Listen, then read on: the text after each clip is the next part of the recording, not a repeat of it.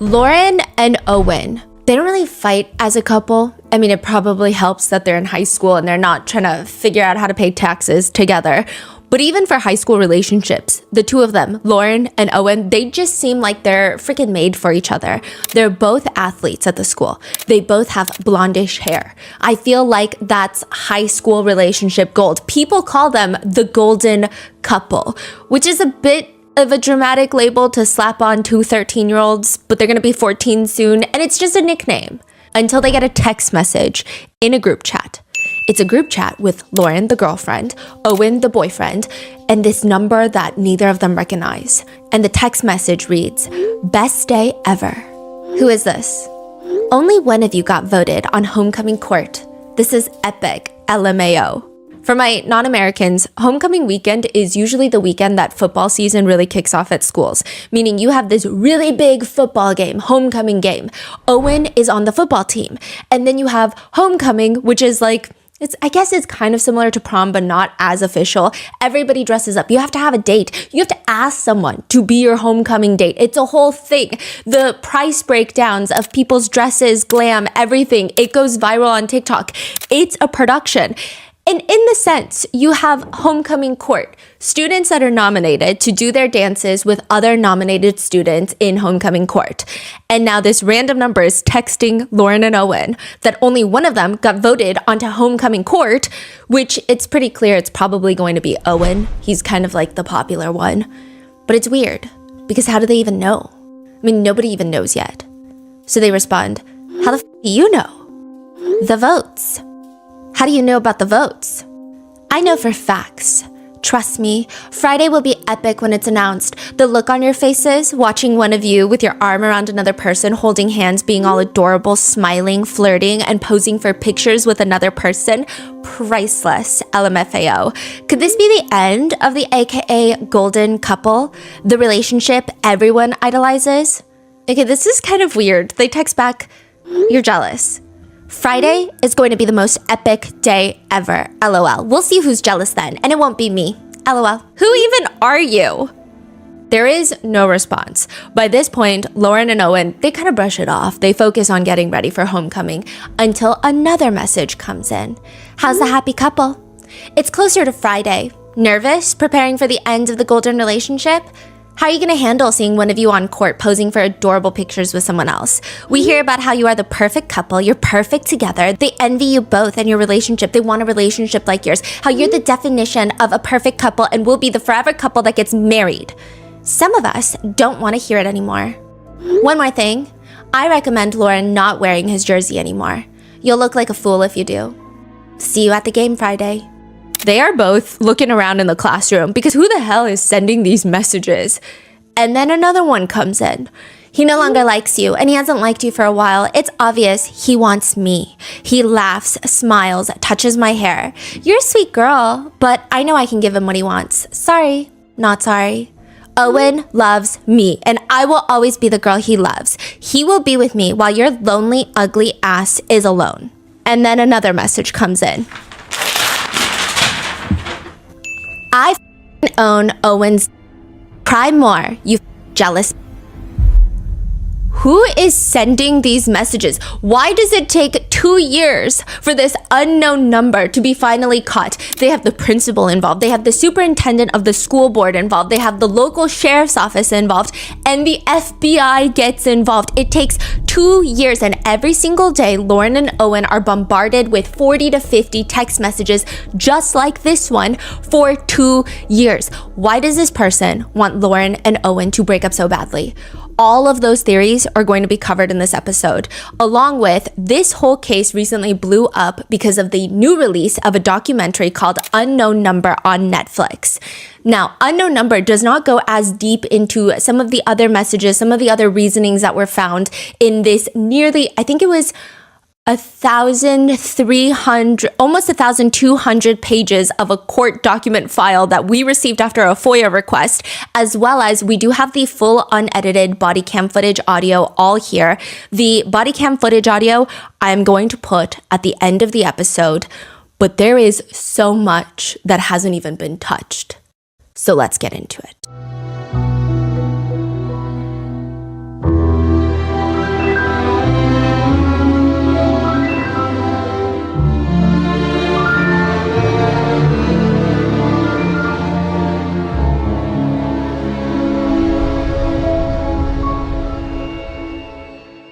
We would like to thank today's sponsors who have made it possible for Rotten Mango to support Stand with Nepal, Help Families of Martyrs. On September 8th, 2025, peaceful youth-led protests against government corruption turned into a national tragedy as the state massacred 19 protesters and counting. Stand with Nepal is a GoFundMe whose mission is to help deliver medical and supplies to hospitals, support the families of martyrs, many of whom have lost their only breadwinners, as well as strengthen the grassroots efforts of Nepal's youth who are risking everything, including their lives, to stand up against corruption. This episode's partnerships have also made it possible to support Rotten Mango's growing team, and we would also like to thank you guys for your continued support as we work on our mission. As always, full show notes are available at rottenmangopodcast.com. Today's case involves mentions of cyberbullying, mental abuse, harassment. Please watch at your own discretion. A few quick things. We received in total over 1,000 pages in court documents, hundreds of those pages being text messages. I will say that sometimes in the documentary, the text messages are just kind of thrown in there with these very cool edits where the context is kind of lost and I don't even know what the conversation is about. And I feel like it almost makes it less scary, like less of, oh, this feels serious. Sometimes it might even come off a little bit like, oh, this is kind of weird that they're texting that. So I wanted to give some more context to those text messages. And we also have the full body cam footage from the day that they tell Lauren Licari, who had been cyberbullying and stalking her for 2 years. But due to privacy, the police have pre-blurred the footage. So even though most of us have seen portions of it unblurred on Netflix, I'm going to provide the entire audio footage at the end of this video, which I will timestamp for you in the pinned comment below. And there's lots of text messages that we pulled from the court documents that it's just a lot. We were also able to talk to Owen briefly. He's a really friendly and sweet guy. I think it's nice to see that he's been able to maintain a positive and kind attitude towards everything.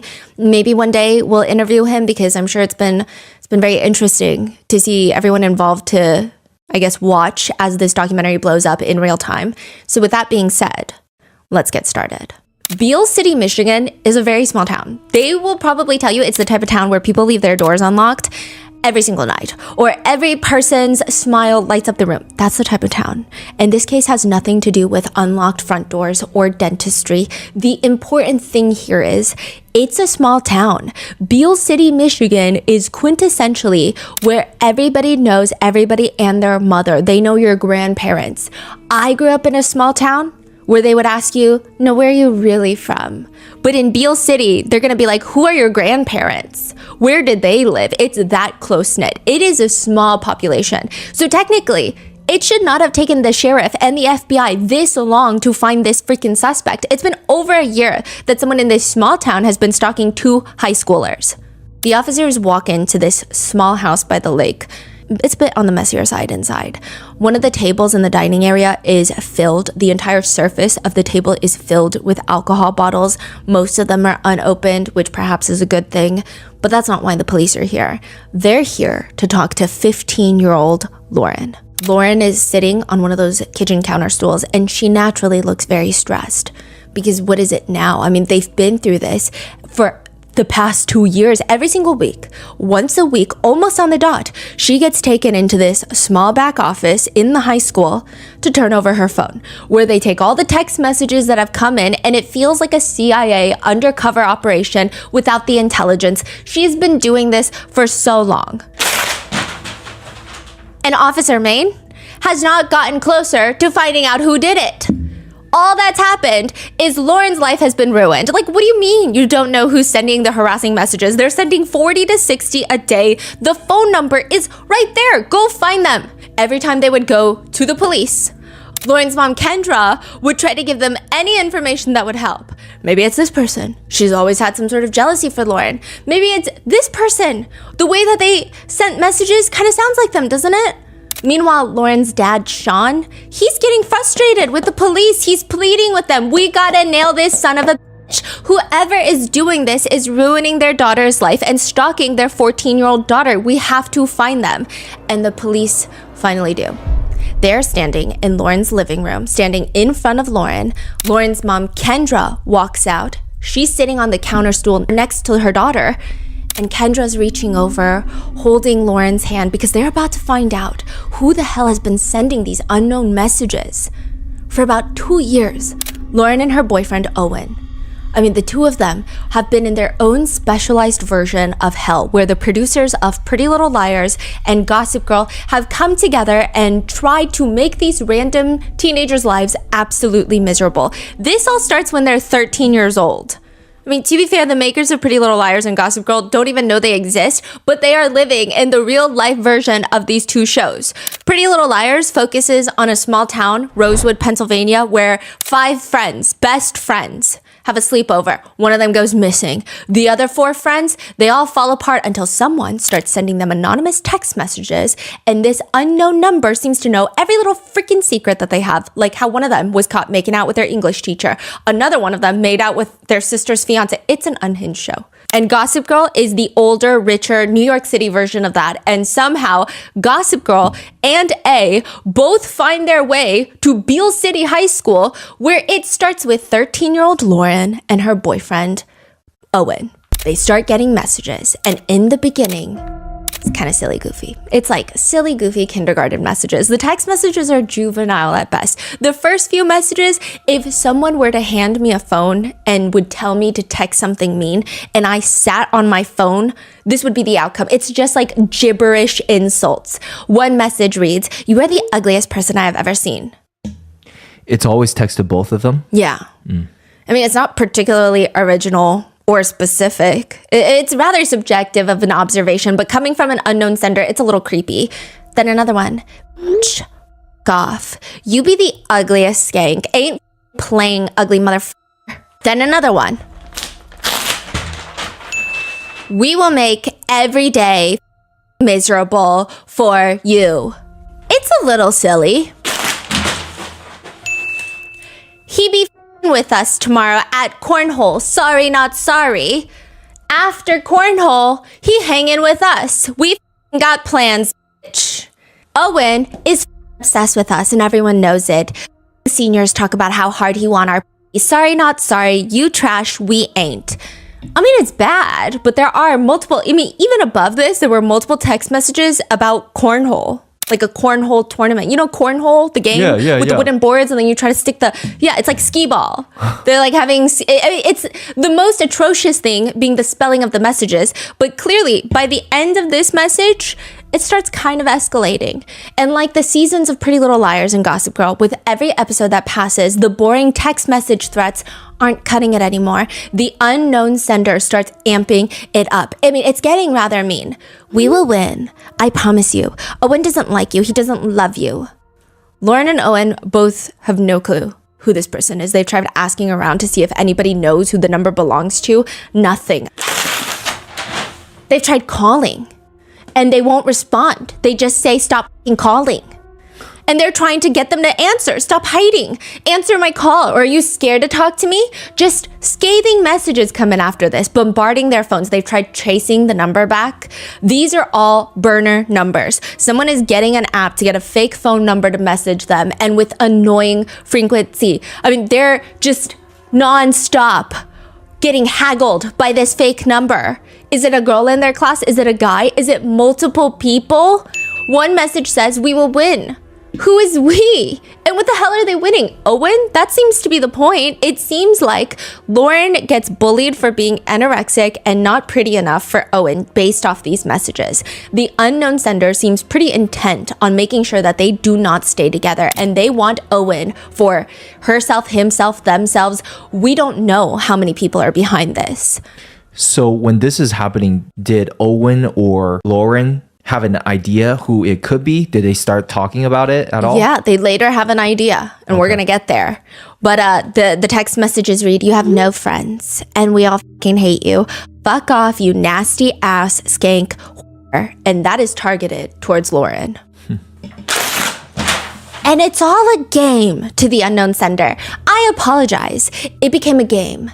It was easy. Over the past year, we got Owen to say he cheated, wanted nudes, we were better, had better bodies, hated you, didn't want to be with you, you were ugly, lesbian looking, anorexic, and wanted other girls at games. It's just like nonstop, 40 to 50 of these paragraphs a day. In another message, it reads, he's ready to be with a real girl who gives him what he wants. Fucking trash Don't wear fucking leggings. Ain't no one want to see your anorexic flat ass. You dress like a fucking slut. You trying to get attention? Fuck off. I mean, it's mean, don't get me wrong. I would be crying myself to sleep, especially if I'm that young, but it's just not that personal yet. It feels vaguely mean, if that makes sense. But they start escalating to get more scathing and more precise with what the unknown sender is trying to target. This feels like a warm-up. For real, how do you not break up when he says you ugly, embarrassing, mistake, anorexic, worst body, ain't giving him? He wants sex, BJs, and making out. He doesn't want your sorry ass. He wants a real girl, and we will make sure he gets that. Don't come to the game. He ain't want you there. He ain't want to see you. He hates you. Which is probably enough to get Lauren to feel like, wait, I don't know who this person is, but what if there is some truth to it? What if Owen is doing something weird? Then another text message that makes Lauren feel paranoid. We're staying at a hotel with him on Thursday and your sorry ass won't be there. Are you jealous? We'll be flirting and cuddling Thursday and you will be lonely. We're staying with him at the same hotel and he's going to meet us and sneak to our rooms for the night. He wants a hot, athletic, sexy dressing girl, someone to show some off and get down in bed. He hates you forever. Sometimes Owen and Lauren will be sitting in science class. Ding. The messages are coming in. Sometimes it happens at 3 a.m. Ding. The messages are coming in. Ding. Hi, Lauren. Owen is breaking up with you. And so Lauren and Owen, they try to talk to the principal to see if there's any sort of way to try and track down who's sending the messages. Some of them are coming out during class time, and it seems like whoever is sending this knows what Lauren is wearing in class, knows all of these things about the kids' lives. The principal decides, here's the best plan that we can come up with. Anytime you get a text message from the unknown sender, you text me the timestamp on it. So if the message comes in like 3:20 p.m., you text me that. I will go through the cameras on the school campus to see who is on their phone at that time, which means we've got our guy, right? Or gal, whatever, we have our person. They start that. But it's quite tedious to go through all the cameras. And not only that, the school doesn't really have a policy against the usage of phones. So it's hard to tell which students are sending text messages to Lauren and Owen, which ones are just texting, which ones are browsing YouTube, which ones are on TikTok. You can't see it. So it's kind of moot point. It's like with every precaution that they try to take or every step that they get closer to figuring out who it is, the menacing nature of the texts increase tenfold. Hey, Lo, Owen's saying you're a worthless fuck in his life. You never meant. You fucking ruined my life. You biggest regret and mistake ever. You the ugliest hoe. Then another one. No one ever want your anorexic flat ass and tits. No dude ever touching that you nasty slut. His life would be better if you were dead. Dead. Hashtag bang bang. Hashtag suicide. Whoa. Owen wants you dead today. Jump off a bridge. Like, how long has this been when they start texting these type of messages? A few months in, but it goes on for a long time. Whoa. Kill yourself. Project Slammer is a CIA project where the CIA goes into prisons and they interview over 40 incarcerated former CIA spies. And they try to figure out what makes them a traitor, what makes them turn on the CIA and give information to foreign adversaries. Why do you commit treason? The big one is obviously narcissism. There is a huge money gain element there, but typically it takes a narcissist to become a spy. They also typically like to think of themselves as bigger than a regular employee, someone with a bigger purpose, and the rules and consequences of, literal treason don't apply to them, so it should be fine. But that's not really new and riveting information. Like, they can't really find who's a narcissist in the CIA. And I'm sure they can, but that doesn't mean all of them are useless traitors. Most of them are probably useful intelligence agents. They've also identified the most critical time point in which someone could potentially become a mole. They already have to have some sort of personality dysfunction, like narcissism. The ease of opportunity has to present itself. Nobody's going to go and hunt down the opportunity to become a traitor. And 3, they have to have an acute life crisis. I thought that was so fascinating. So it's not the biggest life crisis. It's a middle of the road life crisis.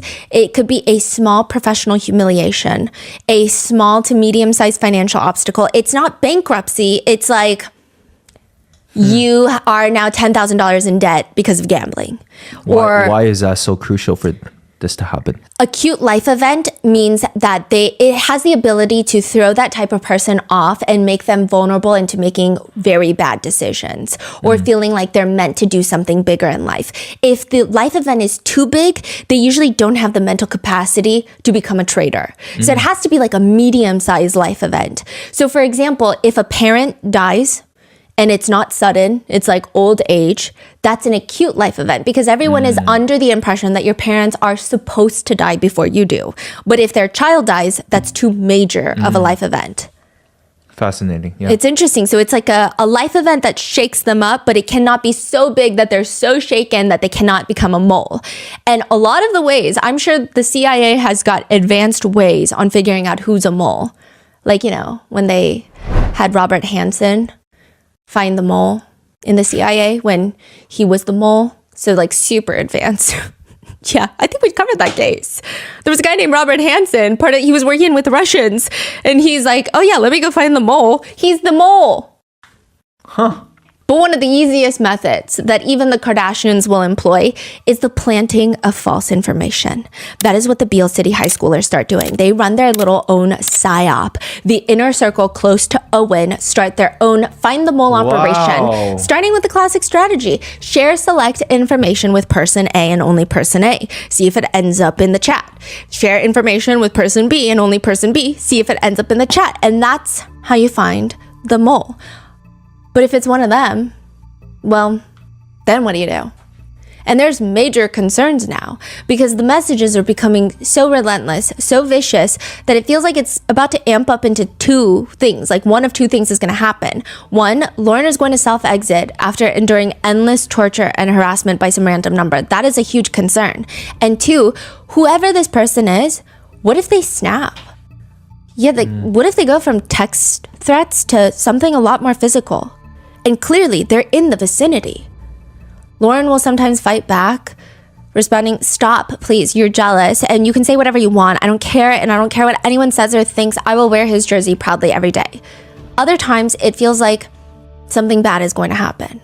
I'm assuming they already reported to the police immediately from the beginning, and the police just could not figure it out, right? No, the police are doing once-a-week meetings at the school with the kids to get all of the text messages.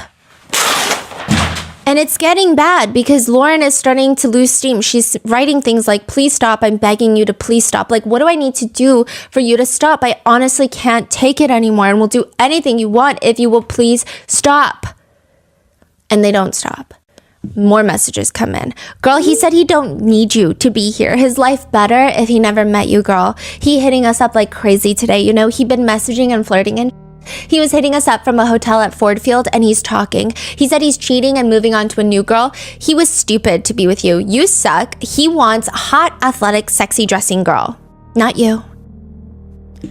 Then a message is sent to Owen. She don't deserve the air she breathes. She's a pointless human. This has been happening for 2 years. Sean, Lauren's dad, is saying there are lots of bad changes in Lauren. I mean, she's not as active with basketball. She used to love basketball. She never wants to go to school. They have to force her every morning and they get into fights. Lauren's mom, Kendra, has had a softer approach. She tries to tell Lauren, I told her to just keep being her and just not even worry about anything, right? I didn't believe anyone would actually do anything harmful. It doesn't matter anymore though, because with the help of the FBI, the sheriff's office has finally caught the person threatening Lauren and Owen. And if you guys watch the documentary, you already know. Lauren and Kendra are sitting on the counter stools with Kendra comforting her daughter, Lauren. This is like police cam recording, rolling. Yeah.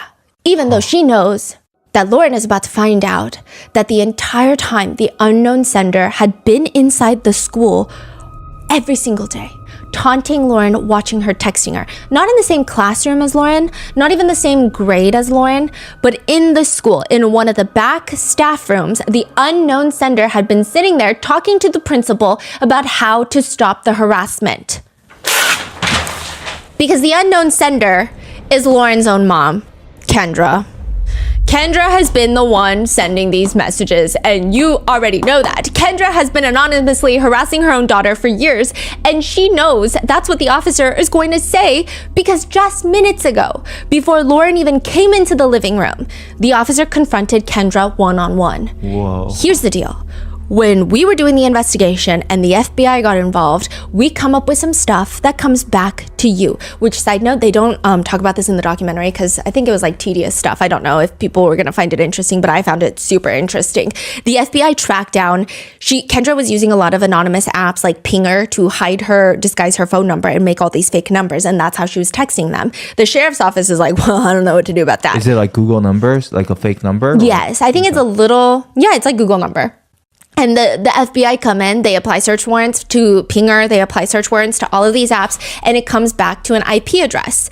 And now they need to make sure that this IP address, because it kind of is leading to Kendra, but they need to make sure. So the FBI actually has one of the other moms send Kendra a hidden link to like a school thing. She clicks on the link and it's her IP address, and they match the IP address. Oh. So it's freaking Kendra. And Kendra is staring at the officer, not necessarily showing much emotion. And she's just like, what do you mean? The messages coming and originating from you? No. When we were doing the investigation and the FBI got involved, we come up with some stuff that comes back to you. What do you mean? The messages coming and originating from you. No. It's just weird. Kendra's not even convincing herself. The no is so half-baked. It's very, no. Her facial expression doesn't really change. It's weird. Every message that went to the kids, your number come back through Pingree or whatever it is, the app that tried to hide it. Your number, even though it was being hid, showed up every single message. My number? Yep. Does she really think she could have got away with FBI getting involved? Yeah. And she says, my number? Yep.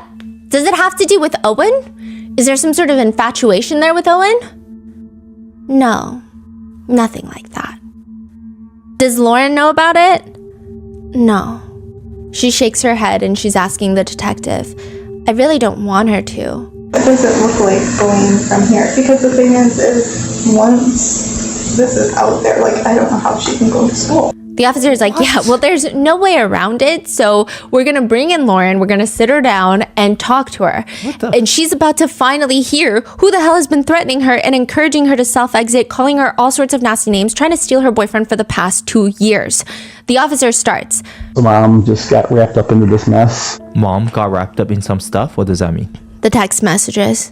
He's kind of vague about it. Oh. In the Netflix documentary, he doesn't even really say the text messages. In the unedited audio, he mentions the text messages like once. So it's pretty clear that Lauren kind of understands it's about the text messages. Oh, okay.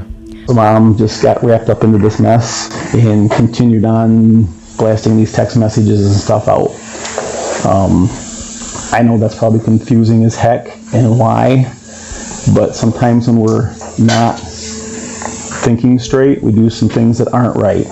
Lauren's mom, Kendra, reaches over and puts her hand on Lauren's thigh in a show of comfort. But if you listen carefully, like, why would they need a search warrant for Kendra's phones? I think Lauren is slowly putting everything together. I will say the officer is just oddly vague about the whole thing. And Lauren is like piecing together. She's glancing around. Oh, so that's how he unveiling the information. Yeah. It's your mother. Yeah. But all he says was your mom being wrapped up in some stuff. Text messages. So we have a search warrant. We found stuff on her phone. So Lauren is like slowly piecing it together.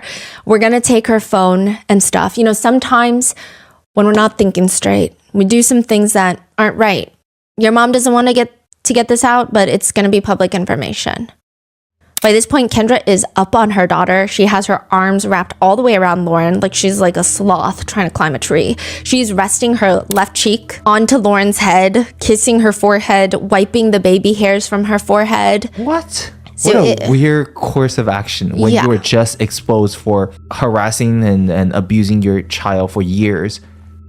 And the officer is like, she said you had no idea what was going on, and I believe that. What has to happen now is I have to make sure you and your mom are safe before I leave. So I'd like you to call your dad, and maybe he can come home and meet with us, okay? Kendra reaches over and grabs Lauren's hand, almost as if she is the one needing comfort. Now, Kendra is a part of the Netflix documentary Unknown Number, which is interesting considering the call is coming from inside the house, literally. But when Kendra sits down, she has a very big reason to agreeing to all of this. She just wants her side of the story to be heard. She says, you guys are gonna think I'm the crazy lady. Every single one of us makes mistakes. Not a single one of us has lived a perfect life. And realistically, a lot of us have broke the law at some point or another and not got caught. I'll be honest, I'm sure people drove drunk, haven't been caught, right? But again, if you get caught, you're in the same situation I'm in, but for a different thing. So I do feel that people lose sight of that. I know to some, I'm a headline, I'm a villain, I'm a bad mom, I'm a whatever. But that's because, one little piece of my story, they don't know my whole story. And she explains. So the messages stop for a little bit and they pick back up. In my mind, I'm like, how long do we let this go on? So to give you some further context, an unknown sender starts sending harassing text messages to Lauren and Owen. And then they stop for like 11 months. They stop sending any messages. And then all of a sudden the text messages pick back up again. And this time it's 40, 50 a day for a year. Kendra is saying that she never sent the original messages. Oh, really? Yeah, we're going to get into that later. More on that later because nobody believes you, Kendra. But she says after 11 months, she picks up where they left off by sending harassing threats. And her reasoning for this is very simple. She wants to catch whoever sent the first original text messages. She wants to find out who they are, so she's going to send more messages. She says, what do I do as a parent? Honestly, the best way would have been to stop it by shutting her cell phone down, right? But then I was like, well, why would she have to do that? Why should I have to get her a new phone? Like because of someone else's actions, right? I really wanted to get to the bottom of who it was, right? And that's when I started sending the text messages to Lauren and Owen. I was sending the messages in hopes that maybe they would send back asking, is this somebody? Is this so-and-so? To just kind of give me something, right? Oh, this person is crazy. Yeah. Oh my God. When is she saying this? When she's getting... In the Netflix documentary. Like this is with the police at the police station? No, or just sitting at home? This is like after she's a free woman and she's sitting down with Netflix. Oh, wow. She made up this really, nobody even freaking will believe 1% of the reasoning. And she's like telling it with full chest. Yeah. And all the IP addresses lead back to her and only her. So. Oh my God. It doesn't even make sense. No, it doesn't. Her reasoning doesn't make sense. But she says, I was also hoping that as maybe they talked about the messages amongst their friend group and stuff, that something might come up that could help pinpoint, where they were originating from. I started in the thoughts of, we need some answers. And then it just kept going. It was a spiral. Kind of a snowball effect. I don't think I knew how to stop. I was somebody different in those moments. It was like I had a mask on or something. She starts spending 8 hours a day sending these messages to harass her daughter and her daughter's boyfriend. It becomes her full-time job because she lies about having a job. She gets let go of her job and lies about it. She never tells her family that she's been let go of this job. And for a year, she pretends to go to work, but instead she is sending messages. What's her job before? She used to be an IT specialist at Ferris University. She was let go, and now this is her full-time job, sending messages. And she Wait, I'm so sorry. Yeah. Okay, they're not in the university. No. Is that the acute life event that you were mentioning, or it's unrelated? It seems like it's one of them. Isn't that interesting? She got fired. Yes. For what reason? She spent too much time on her phone on texting and video calling and calling people that were not work related. Wow. So she gets let go. And this becomes her full-time job, sending messages. And she's saying that she's doing this to catch the real person that sent a few messages 11 months ago. Meanwhile, she's over here texting Owen and I down to suck finger fuck. His and fingers, my and mouth, making me creamy. And not in the documentary, but in the court doc, it reads, Owen, like our science convo about redacted being fingered, he's ready to do it to me. We know you ain't doing it, and like they told you, he need better. I will be that girlfriend for him and give him it all. This is again from the court documents. I don't know why they weren't shown in the documentary, because these text messages, even just the text messages that were shown in the documentary, a lot of netizens are saying, how is she not charged with like sexually harassing a minor? But those text messages in the court documents are worse. Another text message from the court doc again reads, these are 13, 14-year-olds. Owen got the fingering deets and he be and I be jerking and making him creamy. You be fucking jealous. So her text message just like vulgar. There's not even a message. The message is, Owen wants me and not you. Yeah. Just over and over and over and over. Another text message just reads, creamy. You should have been a real girlfriend and gave him what he needed. Be jealous. My tits in his face. Real ass, real body, bitch. Bed pics for real. FaceTime get real. Our text he jerked off for me. Fuck off. He said I'm hot. Best ever. Making him horny. Make him horny. Make it cream. Again, Kendra claims she has a very good reason for this. She is basically going undercover to figure out who the real harasser originally was. You have to believe her. Not being invited to Chloe Wilson's annual Halloween party would probably have me crying in my room at night. Chloe is one of the popular girls at the school. She's on the volleyball team, the basketball team. Her parents are popular. She has friends from nearby schools. Everyone knows Chloe and everyone knows her Halloween parties, except Lauren, who does not even want to go. And technically, Lauren's not invited. But Owen states, well, if I'm going, then you're going to come with me. Because Owen and Lauren are dating. Lauren and Owen have been dating for like a year at this point. And Owen, by all accounts, seems like the more popular one. He seems a little bit more social. He has a lot of friends. He's on the football team. And Lauren is described by everyone as being pretty quiet. She likes to keep to herself in a small group of people that she knows. And that's what she likes. And the Halloween party does not sound like something that she wants to attend. But they're dating. This is part of the life. So now it's part of hers. Lauren just does not really get along with people like Chloe. Beale City high school cliques seem very intense. It's a small town school. Beale City has one stoplight, 2 bars, and they're more like pubs. The entire town has a population of a few hundred people with more wind turbines than they have bars. One netizen describes living... Few hundred people in the town? Yeah. Wow. One netizen describes living in a small town like that as, quote, an experience where you have to be careful not to kiss a relative. Not because incest is like a trend or a shared experience, but because there's only so many residents and you can only have so many drinks before you're like, wait, am I blackout drunk and making out with my cousin? It's a numbers game. Oh. Huh. Lauren describes living in Beale City as a really small school in a really small area and everybody knows everybody. I feel like you're going to absolutely love living there or you're going to loathe it. It's cute. If a local is diagnosed with cancer, the whole town will start a meal train and sell shirts that read, "Nobody fights alone." And there's only about 30 kids per class. Meaning Lauren's class that she's graduating with consists about 30 to 50 students. The entire school building is K through 12, all in one building.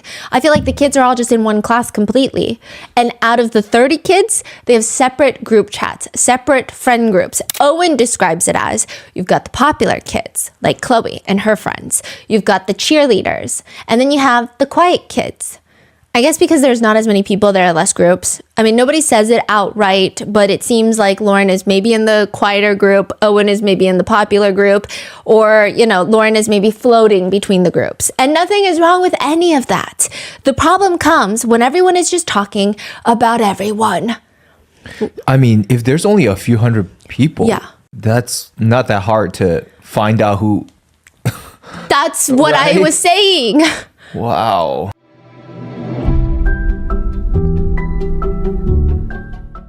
I love going into my tagged photos to see some of the most beautiful crafts that you guys make and tag me in. Some of you guys have like the cutest small stickers that you make to, I don't even know how you print those, to handmade jewelry, just amazing stuff.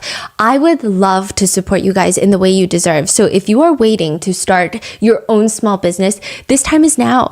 Taking your business to the next level is a dream that a lot of us share.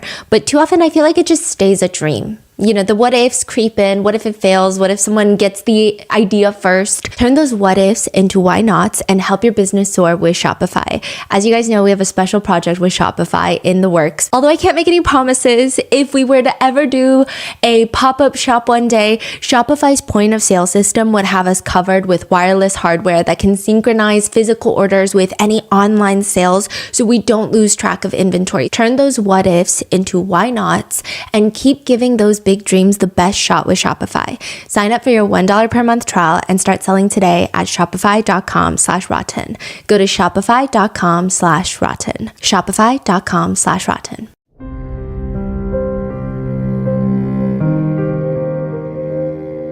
One of Owen's childhood best friends and fellow potential popular kid is Sophie.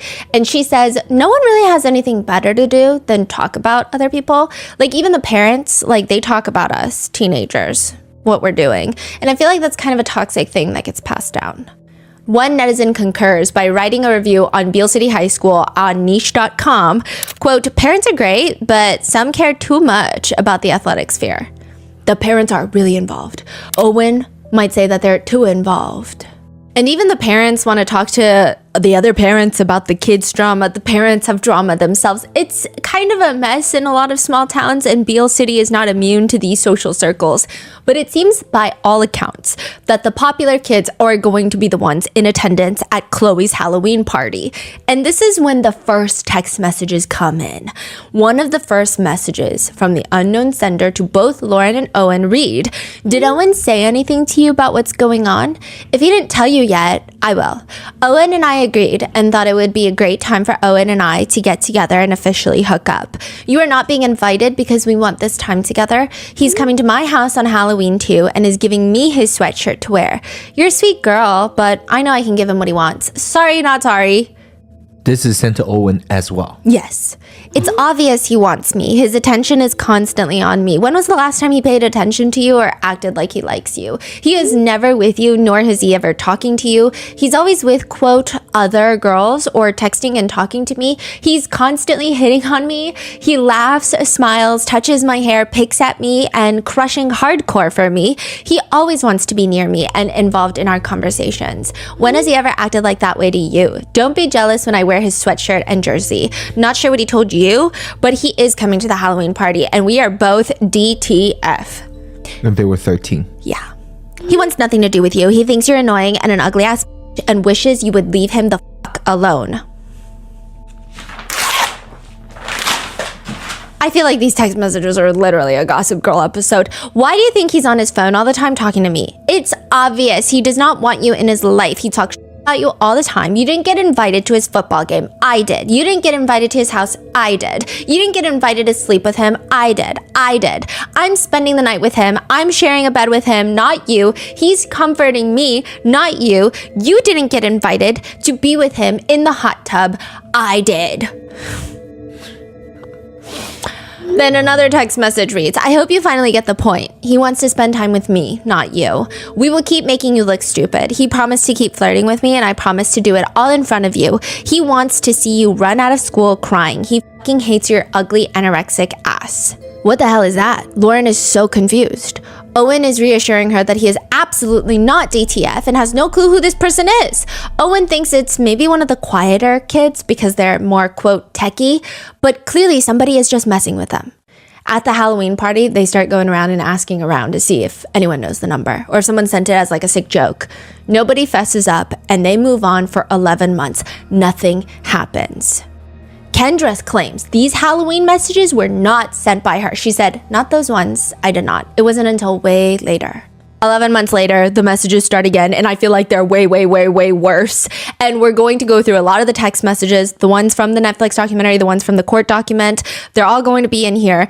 And we're going to go through the messages while we go through the theories of why Kendra did this to her own daughter. Because I feel like Netflix kind of at the end threw out a reasoning of why Kendra did this, but a lot of netizens are not even convinced by that reasoning. Some people think it's got to be something else, and there's actually a lot more theories online and text messages supporting those theories will be included when we get to them. But one thing is 1,000%. All the roads lead back to Kendra. 18 months into the messages, terrorizing the entire school. By month 18, I mean, everybody knows about this. But like the first month, everybody knew about it. The principal, superintendent, the sheriff, everybody's involved. Kids are pointing the finger at other kids. The parents are pointing the finger at kids. It's not until April 2022, the FBI gets involved. And like I said, all the IP addresses, even the beginning ones that she claims she absolutely did not send, were all sent by Kendra. So why did she do it? Theory number 1. Kendra is jealous of her teenage daughter, Lauren. Sick to her stomach, green with envy level jealous. One message reads, Lo, which is Lauren's nickname, you be jealous when he's at varsity game today. He ain't wasting time seeing you suck. He knows you suck. You the worst. You for real need to quit. No one wants you playing. Ain't no one sad. Break an ankle. It's interesting because usually when there is jealousy from mother to daughter, the mother wants the daughter to do well enough to reflect well on her own parenting, but not so well that the daughter outshines the mother. Basically, this experience, this is a Redditor. My mother always wanted me to be pretty, but not too pretty. Like I had a cute, tiny waist. So if I wore a belt that defined my waistline, she told me I looked like a slut. It's interesting. Some psychologists have said it's like a narcissistic mother views their daughter as direct threats. Anytime they look at their daughter, it is a reminder of their youth and a reminder of the mother's own aging process. They want to provide more freedom for their kids because that makes them look good amongst their friends, but they also resent them for having a better life than they did. So they want to take them down. Another message reads, you have no friends. You fucking suck cock for guys to talk to you. You fucked up. You treat him like shit. You don't get with him in bed. You don't sneak out with him. You fucking dress awful. Ain't no guy want that. You look like an anorexic toddler. That ain't sexy. It's embarrassing. You need to do something about that. You need to change your face, hair, body, clothes. He agreed. He won't give you his jersey to wear. He ain't wasting no time. No waste of space mistake. Ugly anorexic toddler wearing his shit to embarrass him. He ain't proud of you and wishes he never met your sorry ass. He said it looked better on a dog than you. Embarrassed when you wear it. That was from the court document. Perhaps Kendra is just jealous that her entire role that she now sees it is, and this is not me saying it, but maybe she just sees herself as a mom now. And Lauren is maybe entering what Kendra believes are her prime years, high school, college. Kendra's cousin was interviewed for the documentary, and she said, Kendra is very fun, very outgoing, the life of the party. She likes the attention, I think. If she were here right now, so she's being interviewed by the producers. And like she says, knows the whole thing. And she says, if Kendra were here right now, and you're talking to me, you're interviewing me, she would be dancing over there to try and get your attention, to get you to look at her. Now she suddenly has kids and she's a baseball, basketball coach for Lauren. One report states that while Lauren is quiet, Kendra's like the cool mom. People say that she would gossip with the girls, literally high school girls. During softball or basketball practice, students would film her dancing to Sir Mix-a-Lot and doing cartwheels down a hotel hallway when they would have away games. Fascinating. Another odd thing is Kendra would show up to the school to comfort Lauren, but would use it as an opportunity to get close with the other high school girls. She would tell classmates of Lauren's that she's bringing a change of clothes for Lauren because the person texting was making fun of her shirt, so she feels insecure. She's texting it, and she's bringing a shirt. And then now she's getting sympathy from all these high school girls that are like, oh, Miss Lakari, I feel what so a great bad. mom. Yeah, that's so Wow. sweet of you. And even if she wasn't, why would you even consider text or telling someone when the bully is supposedly in the classroom and could use it against your daughter? Or another time she'll text girls in Lauren's class saying things along the lines of, can you go to the bathroom and check up on Lauren? She just texted me that she's crying in the stalls. Or she would talk to other kids about how stressed she is, about how stressed Lauren is about these text messages. But Kendra will swear, this is not the motive. She is not a jealous mother. Yes, she was targeting everything that Lauren was insecure about. However, it wasn't to make her feel bad. Kendra straight up says, Lauren knows she's petite. She knows she's small. She knows she's thin. So I might have kind of picked up on some of her insecurities. Her hair, her appearance, her looks, But honestly, the messages weren't really targeted at her insecurities. The Netflix producer does ask something that kind of pissed off a lot of netizens, which is they asked Kendra, were they targeted at you? Were you sending those messages to yourself? And they were like, why are you trying to give her an out to make herself look better? Basically, What? they're asking her, like, did you feel like the mean things you were saying, you were almost saying it to yourself? No? What kind of a question is that? But Kendra is like, yes, that very well possibly because I was way too thin. I was not eating, so you could put me in that anorexic category. A lot of people are like, why would you even ask that? I also don't think that that's what happened at all. I honestly think that Kendra was saying that because, I also struggle with my choice of... Sometimes I struggle with body image as well, right? Everybody does. Lots of people do. And some people think that Kendra, as she's aging, she notices that her metabolism is not as quick as it used to be. And maybe she has to work extra hard to stay in that body frame that she likes. And she's looking at her teenage daughter, and like lots of teenage kids, they can just eat whatever they want and they don't really fluctuate in weight as much as like a 50-year-old woman. And so maybe she's very upset with that. I don't think that she's sending it to herself. I think she's pissed off. Yeah. And I mean, the messages are insane. Some more read, you jealous bitch. He ain't talking to your sorry ass. He talking to us. How does it feel to lose? Your anorexic body ain't worth it.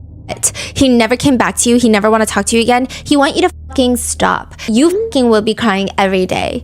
We could fucking care less. He never come back to you. He didn't even talk to you to get the fucking point. He hates you. Now we ruin your life. You fucking did this. Now we ruin your life. We all hate you. You fucking suck. You're the fucking reason JV lost the basketball game and only went to the varsity game. We losing. You didn't do shit. You fucking suck. Proved it again. Break a neck, leg, anything today and be done with basketball. Ugly, anorexic, no good. We promise you, you know he's cheating. F you, we won, and he hates you. There have been times that I have just been like deep in the trenches of unsafe lands where I just know all the occupants, all the residents of this online territory hate my existence. And I will go in the trenches, knee deep in the pure hatred spewing out in the comments against me. Mind you, not to give any of those people, like very aggressively hateful people, any grace, but those people, they don't even know me. I don't know them. I don't personally care for them. I have no interpersonal connection with them. And they still don't say such vile shit. Like, it's crazy. I know it sounds immature at times, which is why I think people aren't taking it as seriously. Well, they are, but it's not. They don't think the messages themselves are that detrimental. I think more people are focused on the fact that Kendra is crazy. But these messages this is like a freaking bombardment of hatred. If you look at maybe one message, sure, you could say it's goofy, but then when you look at thousands of them coming in nonstop, it's like suffocating. There are even Photoshop pictures with vomit emojis thrown on top of Lauren's face, writing words like skank and all over the photos. And it's interesting because even a mean girl in high school will probably not have this level of bizarrely immature, pure hatred. And for Kendra to have that against her own daughter is bizarre. And I say immature hatred, not because I don't think it's immature in the sense of, oh, this is dumb, but in the sense of like, this feels like jealousy in the purest form. It's not even complicated jealousy. You know, sometimes with jealousy, it's like, I want my family member to do well, but I get slightly jealous because I know when they do well, my parents will inevitably compare me to them and then put me down. So their happiness does indirectly impact my happiness. And it's like, it's a little more complicated. This, pure jealousy. It's weird. And she's just so mean. One text message, not in the documentary, it just says, you're no one. Off. Lauren doesn't respond. So she texts, speechless. Keep it that way. Another one just responds meanly. Hey, bitch, how you lunch? LMAO. Wow. Huh. One part of the court document reads, the texts go on to suggest that she is losing her peer group and that no one likes her. The effect of these messages have on a teen is devastating and will create lifelong trauma. Learning that this was her own mother that perpetrated this crime only exacerbates those effects tenfold. Wait, did her dad find out? Yeah. And what was all of that reaction? We'll get into it. Okay. He was devastated. One netizen comment reads, she was obviously jealous of Lauren. Like, be for real, Kendra. And of course, netizens have taken to armchair diagnose Kendra. Is it narcissistic personality disorder? But people are also arguing everybody has that these days, according to the internet. So like, what does that even mean anymore? Some people are saying, is it borderline personality disorder? Others are arguing, again, Everybody has that, antisocial personality disorder. But the one that's being more seriously thrown around in this discourse is histrionic personality disorder. HPD is usually characterized by a pervasive pattern of excessive emotionality and attention-seeking behaviors. People who genuinely are annoyed not being the center of attention, they will act in strangely inappropriate sexual ways in front of even coworkers just to get attention that they crave. Basically, another disorder that people like to slap typically on women on the internet, but usually incorrect. It's not that common to have HPD, but I do see how in this specific case, some netizens are coming to the theory that Kendra has it. Firstly, it's one of the nicer diagnoses that you can give her. The other one just being like a pervert pedophile. But they're basically saying Kendra is the type to pretend to faint or get sick at everyone's birthday parties. And maybe that goes hand in hand with the jealousy that she feels for Lauren. The speculation online being that she cannot stand not being the center of attention and she's being outshined by her daughter. I will say that HPD does have a very strong stigma because I think the need to be the center of attention and it comes off as someone who is very vapid or vain. But one good comparison that people have with HPD is they say like a character is like Harlequin. It's not like, I just want everyone to look at, it's usually connected to some deep desire to feel accepted, and they just go about it in ways that could be slightly destructive to themselves. Nevertheless, a lot of people believe Kendra might have HPD, which does not excuse her actions, nor does it mean that someone with HPD would do something like this. It's just part of the discourse. A lot of people point to the way that even at basketball games, she's like doing the cartwheels with all the teen kids. Like, it's weird, but at the same time, she's bullying her own daughter for her basketball performance. Text messages read, LMFAO, 2 points. You suck. With one comment reading, she was jealous of her daughter. I mean, she was pretty good. She was pretty good at sports, was the number one couple at school, and her mom envied the attention she got. So she tore down the town in order for her daughter to have a greater need for the mom in her life. Classic narcissistic abuse. Oh, another thing that was just so jolting. In the court documents, Kendra kept a screenshot of all the text messages organized on her desktop.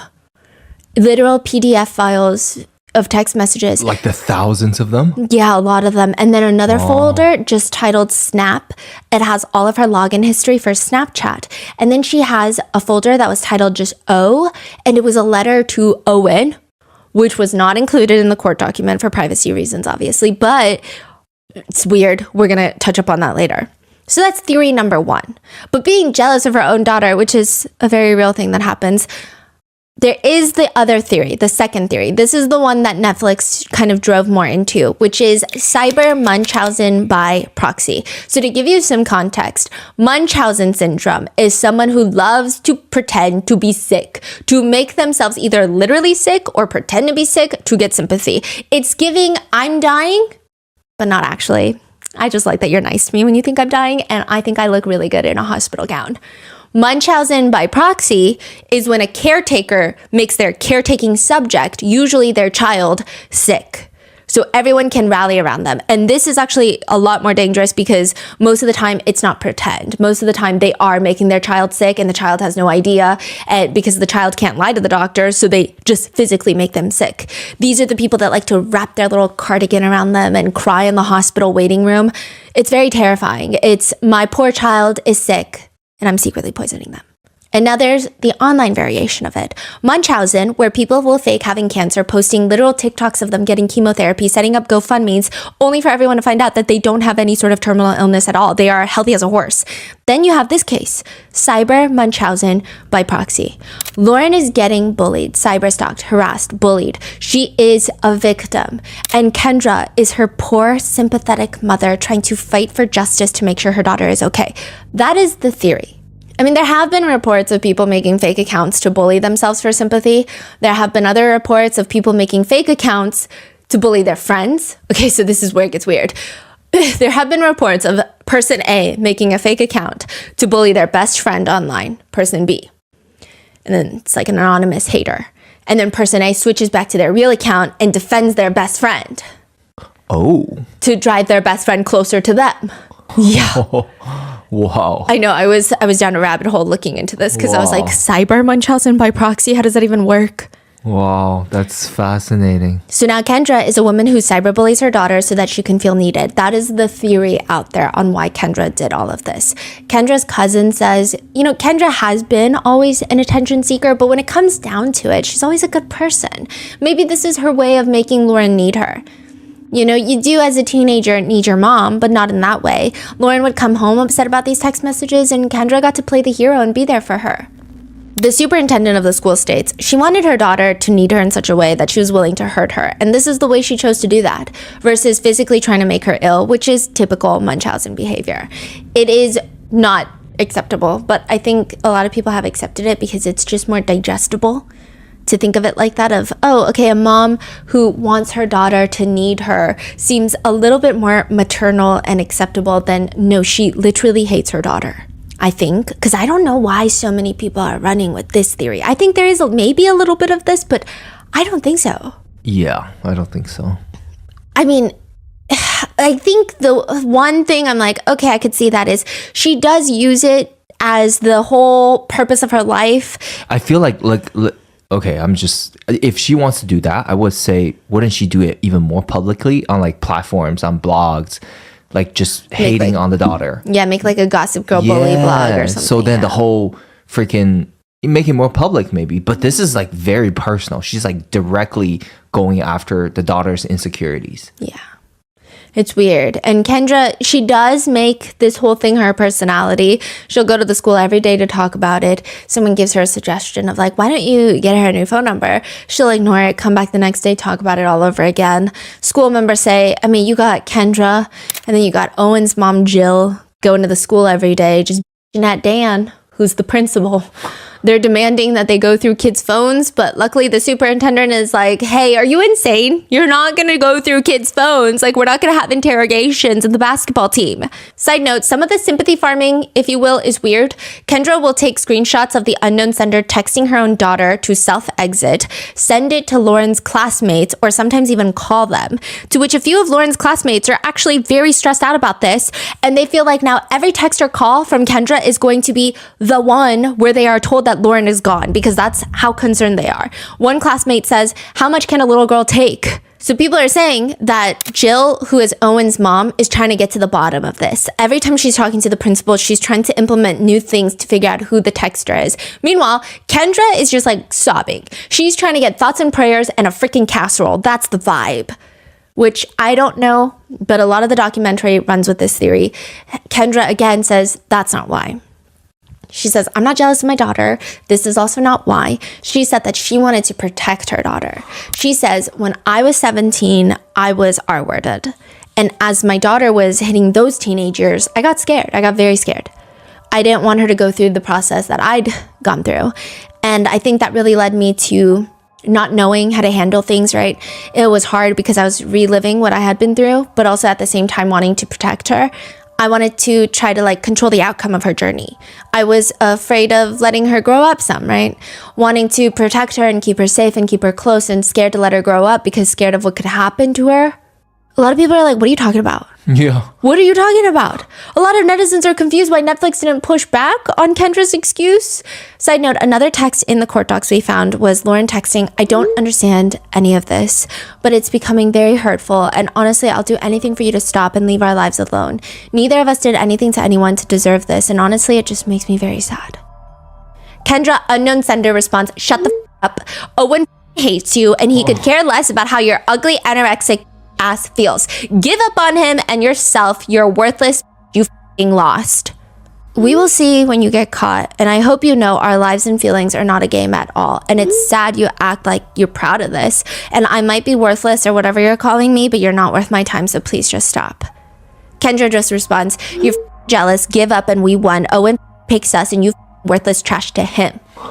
One netizen comments, I think she texted her daughter hurtful things. She was projecting her own insecurities onto her daughter. The mother felt worthless, losing her jobs, and probably felt like self-exiting, so she texted her daughter to hurt herself, and maybe she was jealous that her daughter was having happy teenage years, carefree teenage years, while she was not. Then there is another theory in the documentary that's touched up on for 2 seconds, which is Kendra was obsessed with Owen. So the jealousy of her daughter is stemming from the fact that she's jealous that her daughter is dating Owen. Kendra wants a 13-year-old boy, is the theory. And it mainly comes from Owen's mom stating that she believes Kendra was obsessed. Kendra's own text messages, a lot of them do come off very strangely. So one text message reads, "You will never take him away from me. You will never win when it comes to him. I will always win, and I have always and will always be more important to him. Owen loves me, and I will always be the girl he loves. You will not come into his life and take him away from me. That will not happen. You are a bitch, and I want you out of his life. He will always be with me while your lonely, ugly ass is alone. Owen and I need each other. Sorry, not sorry." Lauren responds, "I'm sorry you feel it's okay to say stuff, and if it makes you feel better about yourself, then good for you. I don't care what you say. Owen and I are solid, and you're not going to break us up." The response later to that is, "This phone number is no longer in service." Because she likes to change her phone number a lot. And so it just feels like... What in the world? It feels like targeted towards Lauren, yes, but it does feel weirdly obsessive with Owen. Yeah. Another text reads, "You are worthless and mean nothing. You never have. Get a life out of here. Owen will never look at you again or talk to you. You f***ed his life so bad. His family hates you for it, and he will never in his life acknowledge you again. Get the lost. He is done with you. You embarrass him for real. He picks us over you every day at school. He always has and always will. LOL, he hates you. You embarrass him, make him miserable. He avoids your sorry ass all day. You see him pick us over you for real. Your worst girlfriend. He wants zero with your sorry, ugly, anorexic ass." It just feels like some sort of unhinged, weird obsession. A lot of people say that it just feels like jealousy in the purest form, saying things like he wants sex, BJs, and making out. Again, this is sent from a middle-aged woman to a 13-year-old boy and to her own daughter. You don't give it up. He cheated on your ass for more. She's an ugly, anorexic, and sucks at everything. Ain't no one like her. She up on your boys, don't talk to her. Basically accusing Lauren of talking to Owen's friends. Owen, you f***ing promise, do not talk to her. She ain't worth it. People argue online that whether it was jealousy towards her own daughter, Munchausen by proxy, cyber Munchausen by proxy, whatever you want to call it, none of these text messages are appropriate to write to 13-year-olds. And you can't really write it, some netizens are arguing, without feeling something towards that boy. It's just kind of incomprehensible. Right. Yeah, like these messages are really alarming to say. Yeah. Towards about a 13-year-old boy. Yeah. Another message reads, "Owen loves me, and I will always be the girl he loves. He will be with me while your lonely, ugly ass is alone." In the documentary, Kendra says he liked, talking about Lauren and Owen. They liked a lot of the same stuff, a lot of the sports. They went trick-or-treating together, little things like that. How can you say they like trick-or-treating, recognize how young they are, and still text things like this? Further proof that netizens show that Kendra was obsessed with Owen is all of the text messages seem to center around them breaking up the golden couple because Owen likes us more than Lauren. Quote, "We will win." Well, Kendra does win because Lauren and Owen end up breaking up. Owen says, "We were on FaceTime and I told her it was just too much. It's clear the texter wanted them to break up." Owen says, "Maybe if we give them what they want and they stop, maybe one day we can try again." Do you, just in the midst of all of this? And he thought it was going to get better because that was the whole point of all these messages, is for them to break up. But it doesn't get better because months later, he goes to an away game and he meets this girl from a neighboring city, 2 hours away. They're not officially dating, they're just talking. But then he wakes up to a text from her. My mom just got a random text from someone. Owen is like, here we go again. It's the same format, same words, telling the girl from Pinconning to back off of me because I'm theirs. The texter went out of their way to find her mom's phone number that lives in Pinconning. I just felt like I couldn't do anything about it. I had no... Wait. It's texting the girl's mom? Yeah, this random girl's mom. But not texting the girl or Owen? No. What? I just felt like I couldn't do anything about it. I had no freedom. I felt like I couldn't date anyone because I was putting them in danger. And I just didn't want them to go through the same thing that Lauren went through. It would eat me alive each and every day. I feel like I was losing trust in everyone. In a text thread, the girl is asking him, "You know who it is?" "No. My mom just got another text this morning. I'm really sorry."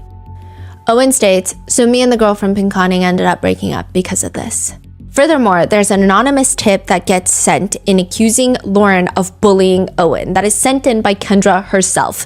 It feels like in some respects, she's competing with her own daughter and all these other girls for this 13-year-old boy.